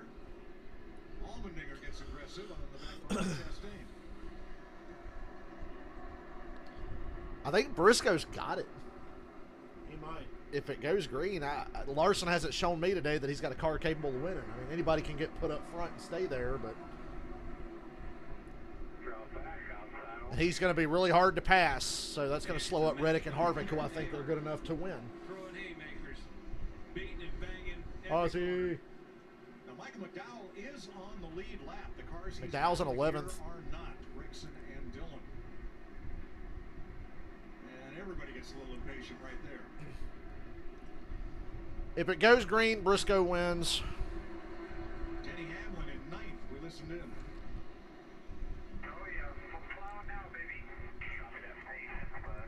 Get in traffic, buddy. Track position. Plowing in that. Should have stayed out. Cars cannot believe I'm saying that at Martinsville. Yeah. Larson's been barely a 10th place car, and he's running 2nd because he stayed the fuck out. Hamlin had a car good enough to win. It's been that way for everybody. Priest. I know, Ozzy, I know. Keselowski, our fourth camera, looking back at Austin Dillon, who is not on the lead lap, or who is back on the lead lap, excuse me, in 22nd. I'm not surprised. Keep an eye on this. Austin Dillon hates Brad Keselowski and has openly said he dislikes him and fucking wants to walk in and all this other shit. So watch the 3 and the 6. Battle there for 21st. For whatever 21st is worth to those guys, I guess. But, yeah, Austin Dillon's not a Brad Keselowski fan. One lap, Bobby, is all he needed. Missed that caution. He was on pit road. Talking about Keselowski there. Yeah, caution killed Brad's day. Yeah, if he would have stayed out, for sure. I mean, we talked about him earlier about, being pretty competitive, being up there in the top 10 and being pretty steady. And, obviously, like we talked about over and over, about being in traffic. We looked at it a while ago, and I think I looked at you and you said, "Yeah, I hate to be back there." And I remember times we were back there, and it's like, man, it's such a struggle to try to get. The one silver lining is, I think, if you pit it again under that last caution, you can just stay out next time. It's just a grind back every single lap, beating and banging. I don't think tires are wearing that much. I can't see what the crew chiefs are seeing because they can take the tires off the car and look at them after, but I would just stay out. You know, we talk about this racetrack, and you know, it's such a rhythmic racetrack. You have to find that rhythm, and when you do that, you just start putting them lap times down. And the only way you can do that is to be out front like Chase Briscoe. When you're back here in traffic like Austin Dillon right there, you are in big trouble. 3 wide. Plenty of room.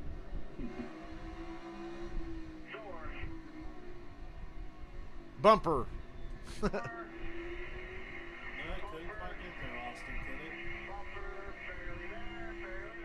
Ah, he almost said the thing. His podcast is called Door Bumper Clear, TJ's, because that's how we call the Racing next the Sunday, Door NASCAR Bumper Cup Clear. Series returns to So his the podcast is Door Bumper Clear. He almost said it. He almost said the thing. Catch all the action with the pre-race kicking off at 2. Hey, Tony Stewart's back at the booth next week. That should be fun. God, that picture's so strange. Yes, it is. Join us on Fox next Sunday at the world's fastest speedway. Talladega. Looking forward to that one. You're going to have to miss that one, right? That is, never know what's going to happen there. Talladega Breaks my heart. sure is a fun time. At least I got Martinsville. Yeah, you see Chase And at Briscoe least in his 14 Martinsville's car better lead than in it the was race. Of last course, they spring. were Yeah. one of the 3 cars that stayed out. That's how he got the lead. But honestly, that caution was a lucky break for that 14 car. It was. Yes, it was. Before the green flag pit stop, See, it just goes to show, and Slapshoe said this on his YouTube channel, it is possible to win a NASCAR race by sheer fucking luck.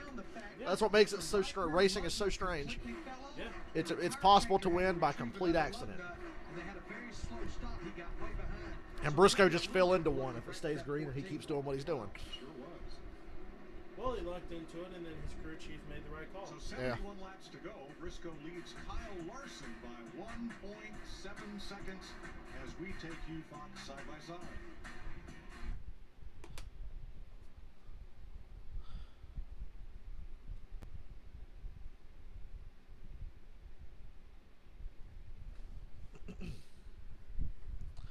Wish they went full screen. I got to pee, but 70 laps will go by fast. I can hold it. Hey, quick, Anthony, hand me that catheter. Ow. Boy, that always stings when it goes in.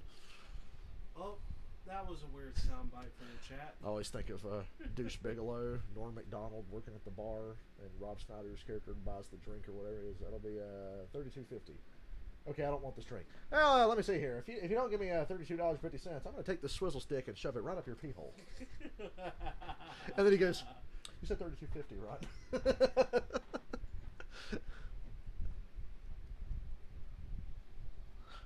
I'll take this swizzle stick and shove it right up your pee hole. And then Priest just slammed Chastain. I'm not surprised to see Priest rough up Ross. I'm sure Ross is pretty high on his hit list after the way Priest has been talking lately. Oh, Ross put him on his hit list. Oh, he's doing it.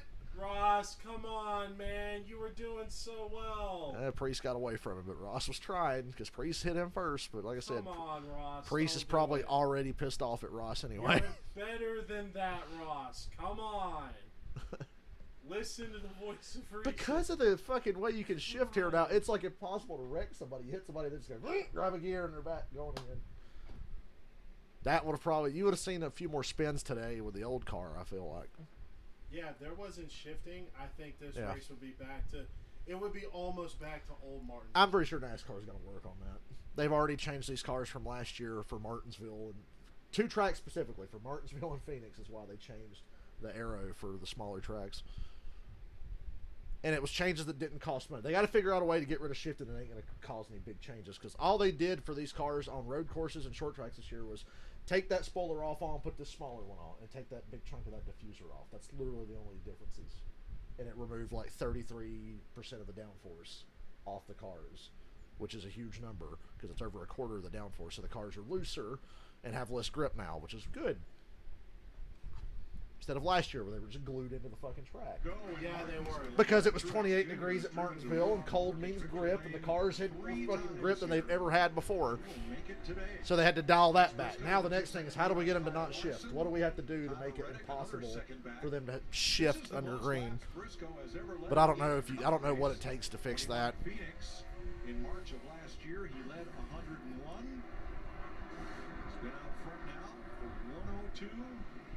2-second lead for Briscoe. He's got it 1 if it goes green. No pressure from Larson. 2 seconds. He almost won here in the fall, if I remember correctly. I was on the KISS cruise, so I don't remember a whole lot about that race, but I know Briscoe was good here in the fall. Yeah, Harvick's definitely coming.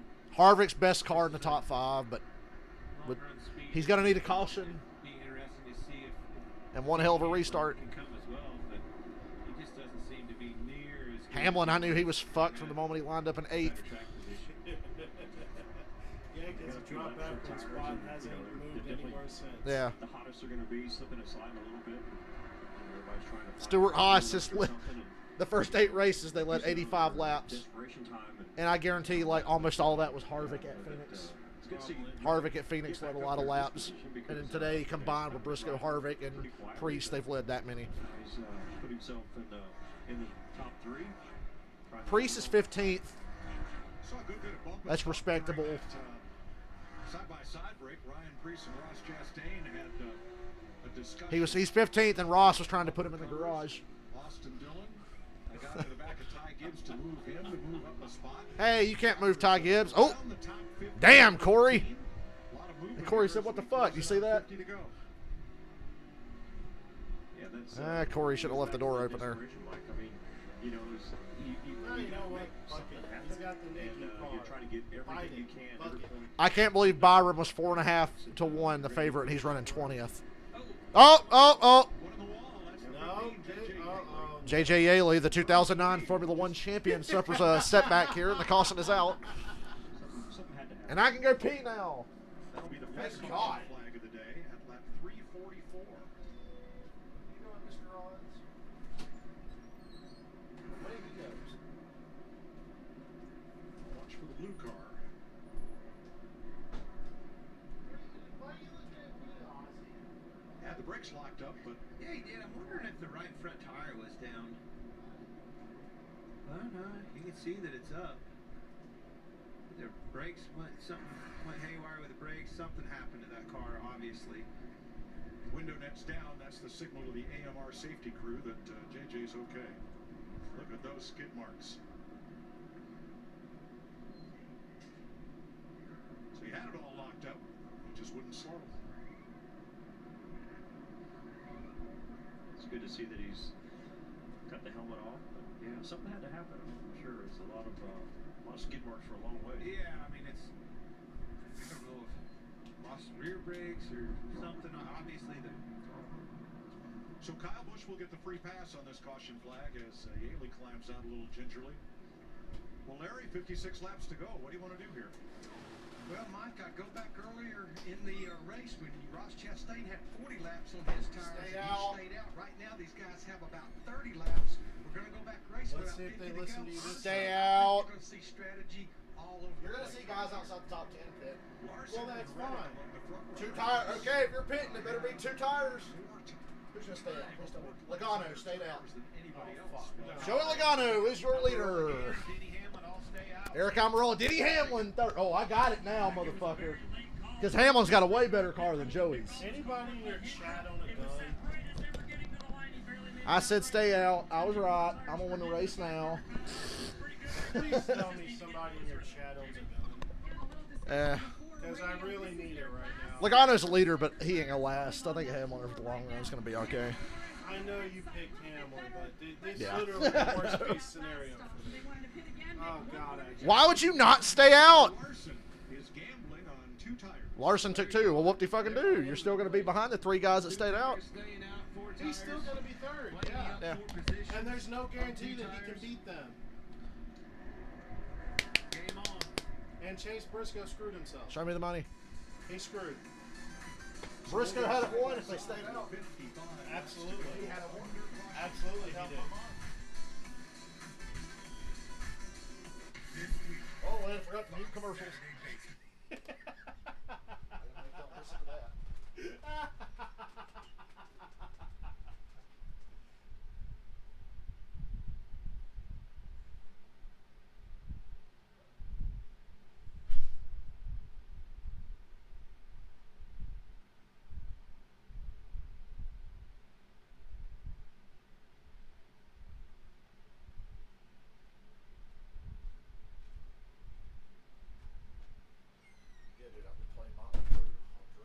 There's like certain little things Tommy Lee was doing that I just couldn't figure out. Harvick's got a flat tire. How? Harvick's going to the back. He's got a flat. Did he bump somebody up pit road? Because I see damage. Well, you can take Kevin Harvick out of the... So, Logano, Almirola, Hamlin, Stenhouse stayed out. The winner is going to come from the top 5. And I think it's going to be Hamlin. Hamlin or Almirola. Because obviously Almirola's driving Stuart Haas' car and they've got it fucking nailed today. Setup-wise, although Harvick's screwed now. What do you think, guys? Who wins it, Hamlin or Almirola? I'm not pitting the rest of the day. I'm not pitting the rest of the day. Pack the fucking pit equipment up. I don't need it.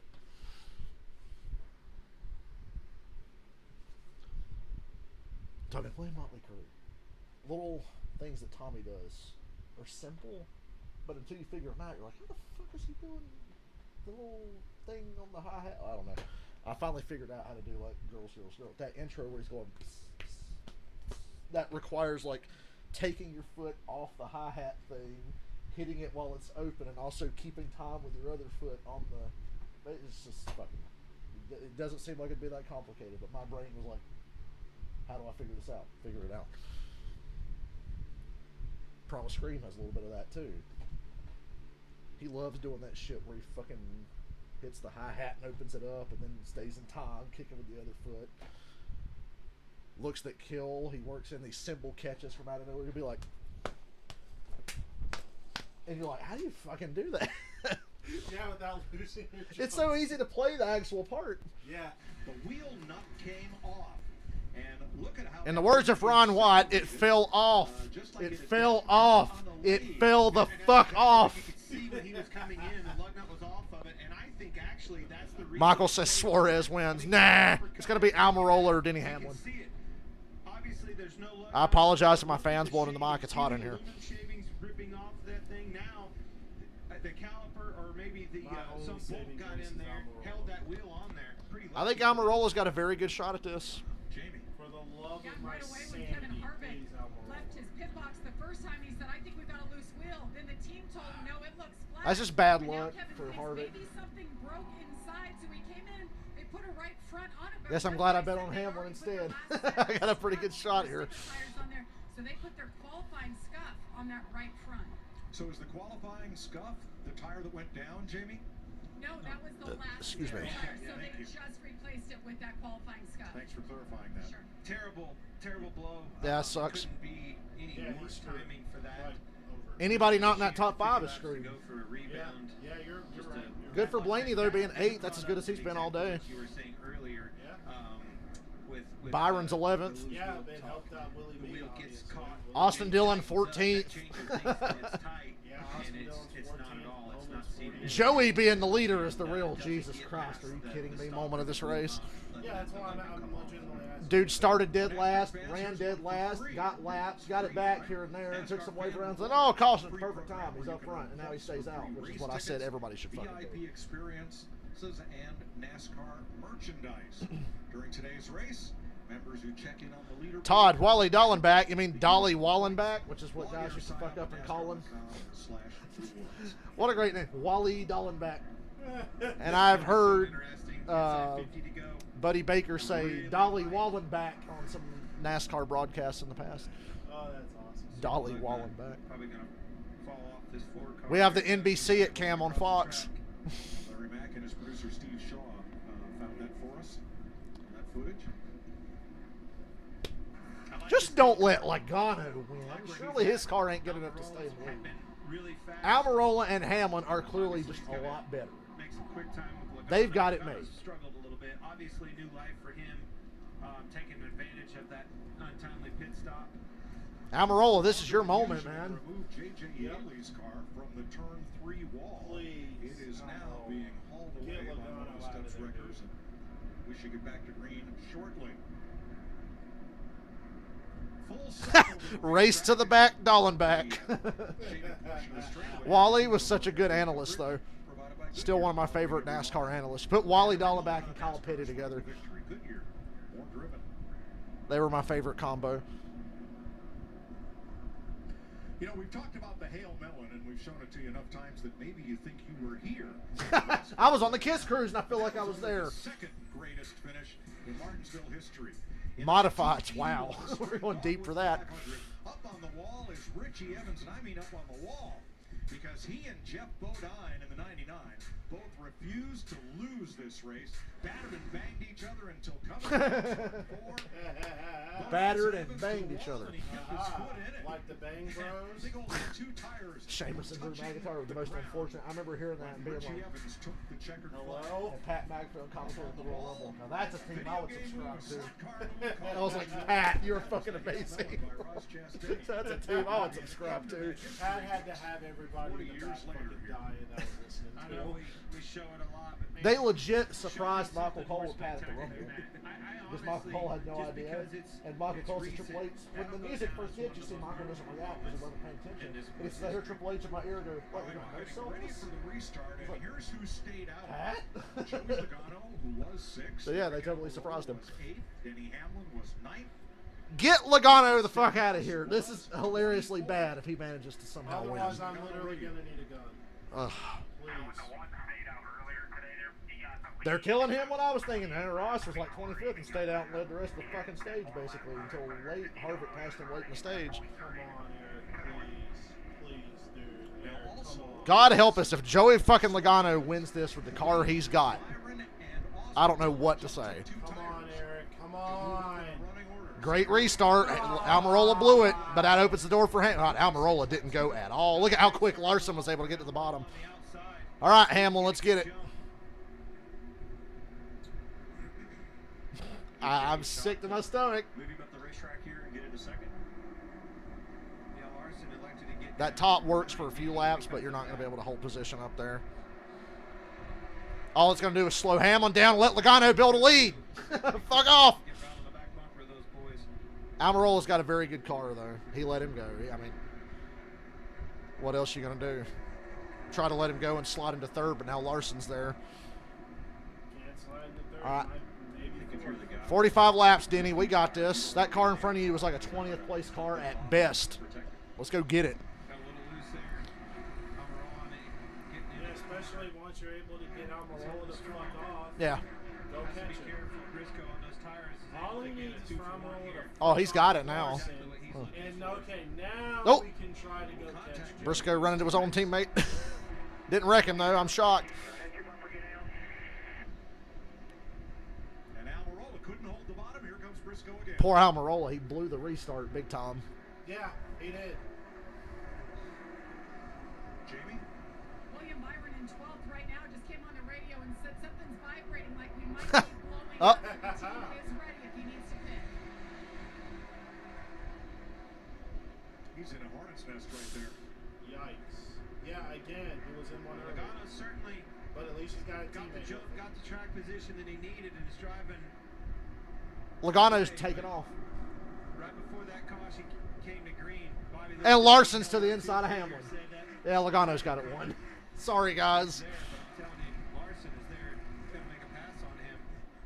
I thought Hamlin would have this no problem. Larson, you have got to get past I think Hamlin's got to let him go. Hamlin let him go. All right, Larson, you got to start fucking working on Joey now. Oh, boy. Maybe staying out might not have been the right thing to do this one. But here's what happens. Nah, staying out was definitely the right thing to do. Go away from the TV. Yeah, there's no. But Larson took 2 tires, so Larson actually pitted. Position today is He did. Yeah. And he came out first on pit road. Yeah. Caution, there's no way he would be up here challenging. for He's the catching. yet. Wow, look how fast he's catching Logano. He cut the gap in half almost in one lap. So maybe you do need tires. Maybe a little bit. Just never could get out of his, out from the back there. But He closed 3/10 on him. Hamlin couldn't. Out of nowhere. Yeah. Really changed his day. There will be lap traffic here if this stays green. And we'll see how Joey and Kyle's car handle in traffic. Larson's faster again that lap. Oh, Larson's hot. Yeah. It's over for Joey. It's over. I thought I had it, y'all. I thought I had it. Hamlin's the only Toyota in the top 8. Truex just gave Reddick a boot to Yeah. to 10th. Unless these two wreck each other. Don't Another 10th off the say leader. that. Please. That lap as well. Pretty much on it. Ford Chevy Toyota. Larson closed so fast. Ford's Yeah, he did. It's 3 of the top 5 spots. 37 to go. I really thought Hamlin was my best hope. Go, Larson. Go. Larson trying to win again. 2 out of the last 3. He won Richmond a couple weeks ago. Fuck yeah. Oh, Austin Dillon just ran Reddick up off the bottom. With Reddick as well. And Well, that's what happens when you get on yellow drive. Oh, Bowman.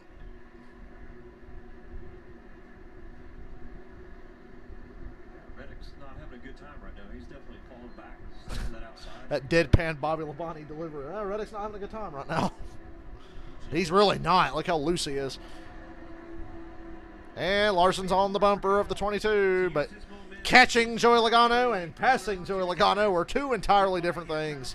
Joey Logano is the best defensive driver I've ever seen in the history of NASCAR, period. Otherwise known as the biggest pussy. Joey is better at defending a position than running down and catching someone for position. Joey goes faster when he's in front of you. Well, because he's a pussy, but you know, it is what it is. And Larson's going to fucking pussyfoot around and be patient because that's Larson. Larson. Hey, Larson, remember Atlanta year before last when you had it won and Joey Logano blocked you so hard to help Ryan Blaney pass you late and it cost me $15 fucking because I had Larson for Atlanta that day? Remember that, Larson?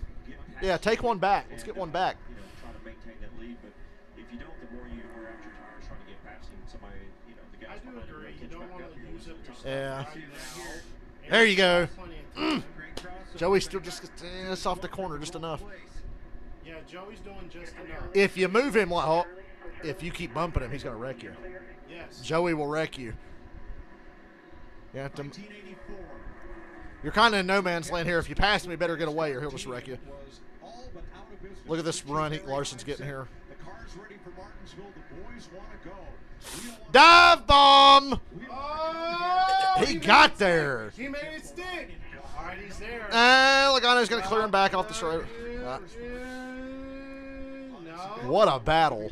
You wouldn't have seen this last year at Martinsville. Joey's going to let him go and hit him, right? I thought Joey was going to let him go, dive under him, and hit him.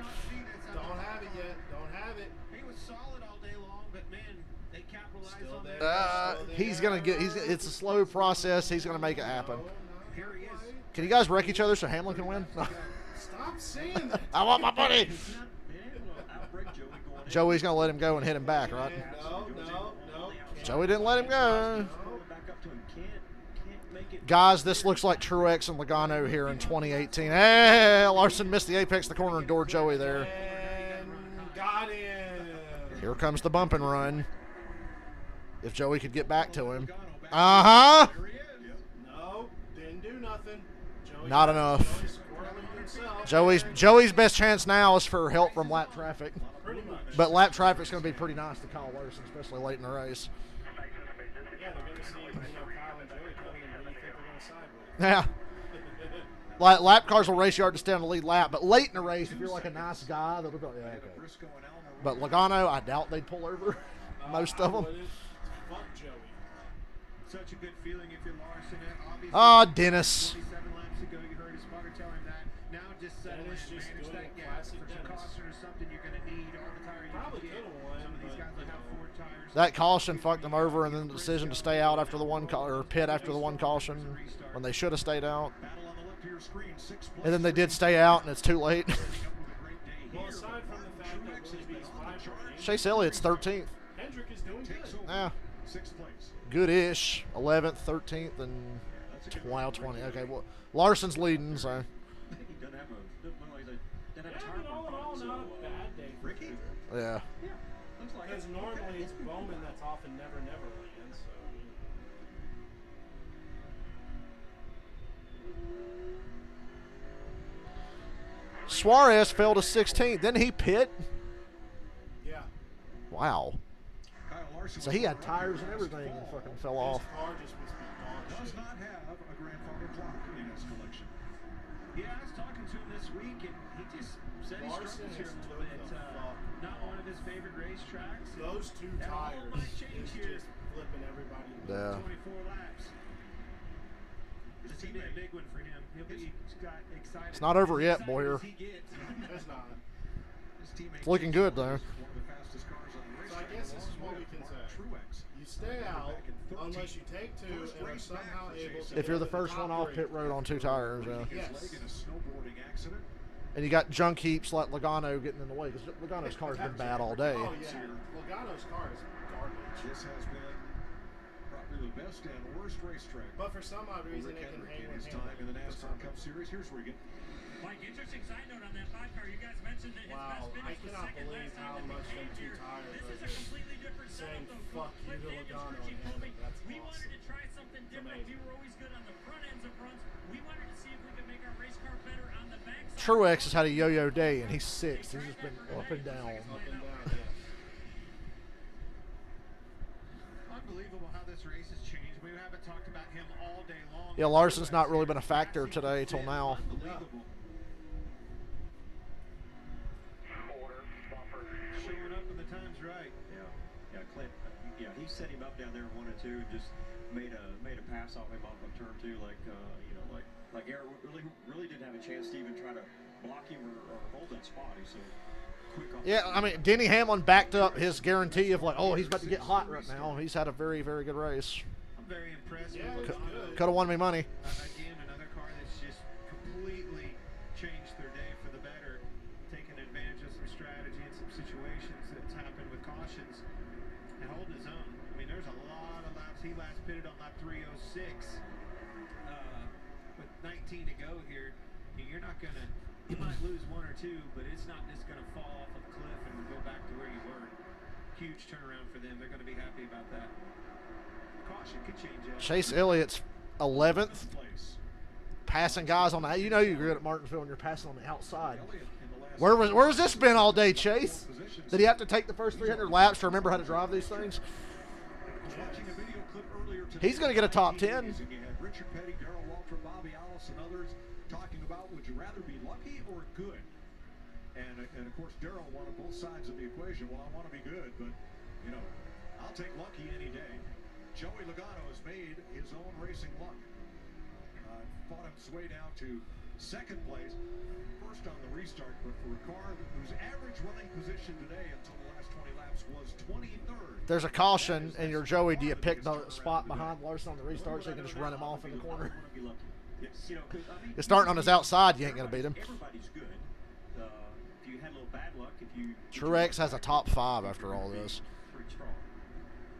Martin Truex making his own luck. What a strange race. Truex is flying. Just a very weird race.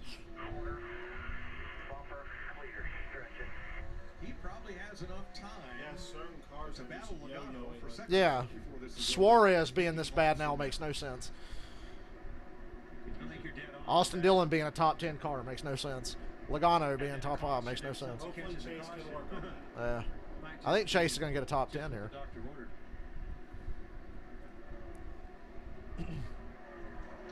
Keselowski's completely disappeared from this race. He was good earlier. Go, and here comes Logano. He's gone. Just logging. Larson is next level gone. Yeah, it doesn't make sense how gone he is. Right there in the hole he's in. That's kind of where I want to ride. Manage that. I don't want to get up there. You got 3 wide, beating and banging up ahead of you. I don't want any part of that. Caught the tail end of the field, 12 to go. Truex, fastest cars on the racetrack right now. Larson and Truex, Closer best you get to cars those right guys now. too, you talk about managing this situation, the lead, they're not catching you. And the closer you get to the lappers, they start racing harder, ratcheting up their tension, they start beating and banging on each other. Gilliland's down a cylinder, so he'll probably just move. Clint, did Kyle give any indication why he doesn't like this place, or did he just feel the track doesn't like him and his style of driving? Of course he did. He's a race car driver. He hadn't won here yet. Oh, okay. Of course, if you talk to Kyle, In the spirit of the 2023 NASCAR season, there's still plenty of time for another stupid caution and 35 restarts to follow, which has happened a lot this year. Combination yet. I think they're on it here. Boy, Martin Truex he is all over Denny Hamlin now for third place with 10 to go. Yeah, and this battle will probably keep him from getting to Logano. See which of these Toyotas prevails for third place. Yeah, Kyle really pulled out to that lead over Logano. You know, like you said, he needed to make that move, and he did. And he got past him, and, you know, if he doesn't have if the I still don't like that Joey's going to get a great finish that he doesn't deserve. At least he's not going to win. Jamie? Well, it's been interesting watching Martin Truex Jr. They came in pretty optimistic. Remember, he won at the Coliseum, and it has similar principles, so they thought they were going to be good. They have been extremely loose. You drop for Joe Gibbs, you have no principles. I'm kidding. He has the 4 tires. He's going forward, guys, and it's hard to believe, Mike. He hasn't finished in the top 5 yet this year. Perhaps he ends that now. Now, Bobby, you ran the Smart Modified Tour last night at Hickory. Do you guys run by the 3-tap rule? Because Martin's already given... Truex ain't going to move nobody. Here. The second tap is move over, and you know what the third one is. Yeah, I don't think we don't do that. I mean, Truex and Logano in the playoff race here in 2018. Logano was a weapon. Truex worked him over, clean as a whistle, never touched him, worked him over, 20 fucking laps. Passes Logano at the white flag. Clean. What does Logano do? Go off in the next corner, slam the shit out of Truex, knock him into the wall, grind him to the start-finish line and win the race. I was like, yeah, Truex, you knew he was going to do that, but you raced him clean, and then as soon as you got in front of him, he fucking junked your shit. That's Truex. He's not going to do it to anybody. Junior, buddies with Truex, said Truex takes great satisfaction in you racing him dirty, and then he beats you clean and rubs it in your face. But at the same time, I'll be like, nah, fuck you, you raced me dirty, your ass is out. Chase Elliott move up into the top 10. Chase got top 10. And bring Bowman with him. Yeah. Well, there may be, Mike. We've had What's the trends of the race? including this race 1 year ago, and let me remind you. Remind you. Went to overtime. Yeah, I was there last spring and it still sucked dick. But this race has been a hell of a lot better. Not the Martinsville we remember, but still good. They're trending in the right direction. Absolutely. Playoff race here should probably be pretty crazy. I will be there. We're at 3 to go. Larson, remember, do not do a burnout with the mud flaps on the car. They catch on fire. That's happened to Zane Smith after he won the truck race at COTA because they have the rain package with the rain and mud flaps. He did a burnout and they caught on fire and caught the whole damn truck on fire. And then last night, John Hunter Nemechek caught his car on fire because of the same reason. So I hope they tell Larson, when you win, don't do a burnout. We're on 2 to go. He's down the back. After Larson won Richmond, he admitted he'd been depressed lately because he was thinking about his 2021 season where he dominated. And he said he was actually going back and watching YouTube videos of that to remind him that, hey, I'm good at this. Yeah. Truex is all over Logano for second. Get it, Truex, get it. Last year wasn't that bad. I know. But after winning 11 races and then only winning 3, it's... Yeah. But 3 is fucking really good for a season. And a lot of that was And Larson because wins. Chase was so dominant. Yeah, Chase was the best Hendrick car last year. Because Chase won 6, I think. Kyle Larson's drawing looks like a King of the Hill character, but he wins Martinsville. Big fat dude in a Kyle Larson shirt. Bet he says the hard R. That's why Kyle Larson's his favorite driver. He used the R. He ain't scared. Don't do a burnout. You got the mud flaps. They'll catch on fire. Just do a little donut and take a lap around. Good tie. Oh my God, Kyle Larson won. Stuart Haas dominating the Hendrick car, still fucking wins. Take it easy. Uh-oh. Kyle. No, what did Boyer just called it? He said, be careful, or you catch the shit on fire. Kyle, stop. That's 2 out of the last 3 for Larson. He's won Richmond and he won here. Could have won last week, but he fucked himself at Bristol.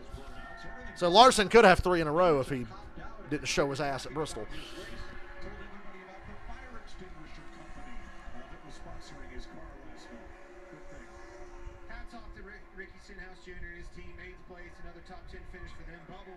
after all the struggles. Pit road speeding penalty, lows and spots on pit road, top 10, and Chase Elliott comes back from a broken leg, a top 10, just what the doctor ordered. Logano, unbelievable turnaround for him, second place. Yeah, great day for Hendrick Motorsports, obviously. Not all Oh my God, he's still going. throughout the year, but for Chase, I think that's Shit's not on fire. for Kyle. I think this is There goes the tires. Damo's favorite win. I think, did he just do a burnout all the way around? He did. He did a full lap of a burnout. 28th Martinsville win for Hendrick Motorsports. Most all-time of all teams, 9 different. Can you name all the drivers that have won for Hendrick at Martinsville? The last 6.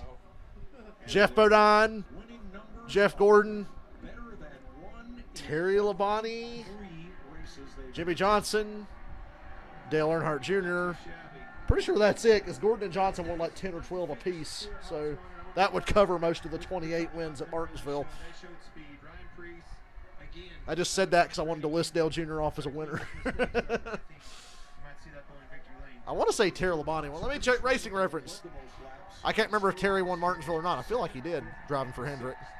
with Logano, Briscoe, and Almirola. Glenn, I bet he likes Got to see if he did it driving for Hendrick. I know Terry's won at Martinsville before, but did he do it driving for Hendrick? Changes your whole thought process on a racetrack, doesn't it, Bobby? Yeah, for sure. I'm sure when you see him at Millbridge on Tuesday night, he'll be smiling. Jamie Little. Kyle Larson with that masterful. Oh, damn, Terry Labonte never won at Martinsville. Kyle, we know you I'm said surprised you because he won at wanted North to Wilkesboro and track. Rockingham a lot. For you. That two-tire call, though, North how were you Wilkesboro, able to Rockingham, capitalize Bristol, on that Richmond, but no strategy Martinsville. and change things and get the win here? Yeah, just huge congratulations. Ricky Rudd, you're right. I think Ricky Rudd did win for Hendrick at Martinsville. Did Darrell Waltrip? See, I know I'm having fucking mental meltdowns. Did Darrell Waltrip win driving for Hendrick? And did Ricky Rudd? I'm pretty sure Ricky Rudd. Yeah, Ricky Rudd did in like 91, I think, or something like that. So good call. I forgot one. Bowman. Well, how did I forget Bowman? I was on the Kiss Cruise. That's how. Sorry, I was not at home watching when Bowman won, even though I mentioned it earlier. Just does not suit my driving style at all. I like to charge the center. I like to roll momentum, and that's just not what this place is like. But thanks to Cliff Daniels and everybody for making me feel like I know. But I know Jimmy Johnson and Jeff Gordon account for like half of them, so more than half. My family's here too. Caitlin, the kids. I'm sure they're trying to get down here to the infield, but this is amazing. I honestly have never thought that I would win here, so I don't have a spot picked out either for the clock. So I'm gonna have to make some space for sure. Such a storied racetrack. It's been in the series. I love when you see good drivers who suck at Martinsville, and Larson's always been one. Larson and Carl Edwards just never liked Martinsville. What does this mean to Kyle Larson? Yeah, it means a lot to me, but I think more importantly, it means a lot to the whole Hendrick family and Hendrick Motorsports family. Everybody knows what happened here so long ago, and I think everybody, that's on everybody's minds every time they come to Martinsville. So wish Rick was here, Linda, but we got Jeff Gordon. I wish Chase would get rid of that stupid mustache. Rick's probably on hold with Jeff Andrews or something waiting to talk to me. So gosh, again, thanks to everybody at Hendrick Motorsports. You guys are the best, and make me. I can't believe Dylan it. just texted me. He's 2 for 2 on weeks where he has to work at his new job. Larson's won both of them. Congratulations, Because Kyle Dylan had to work Larson. during Richmond and work during this one.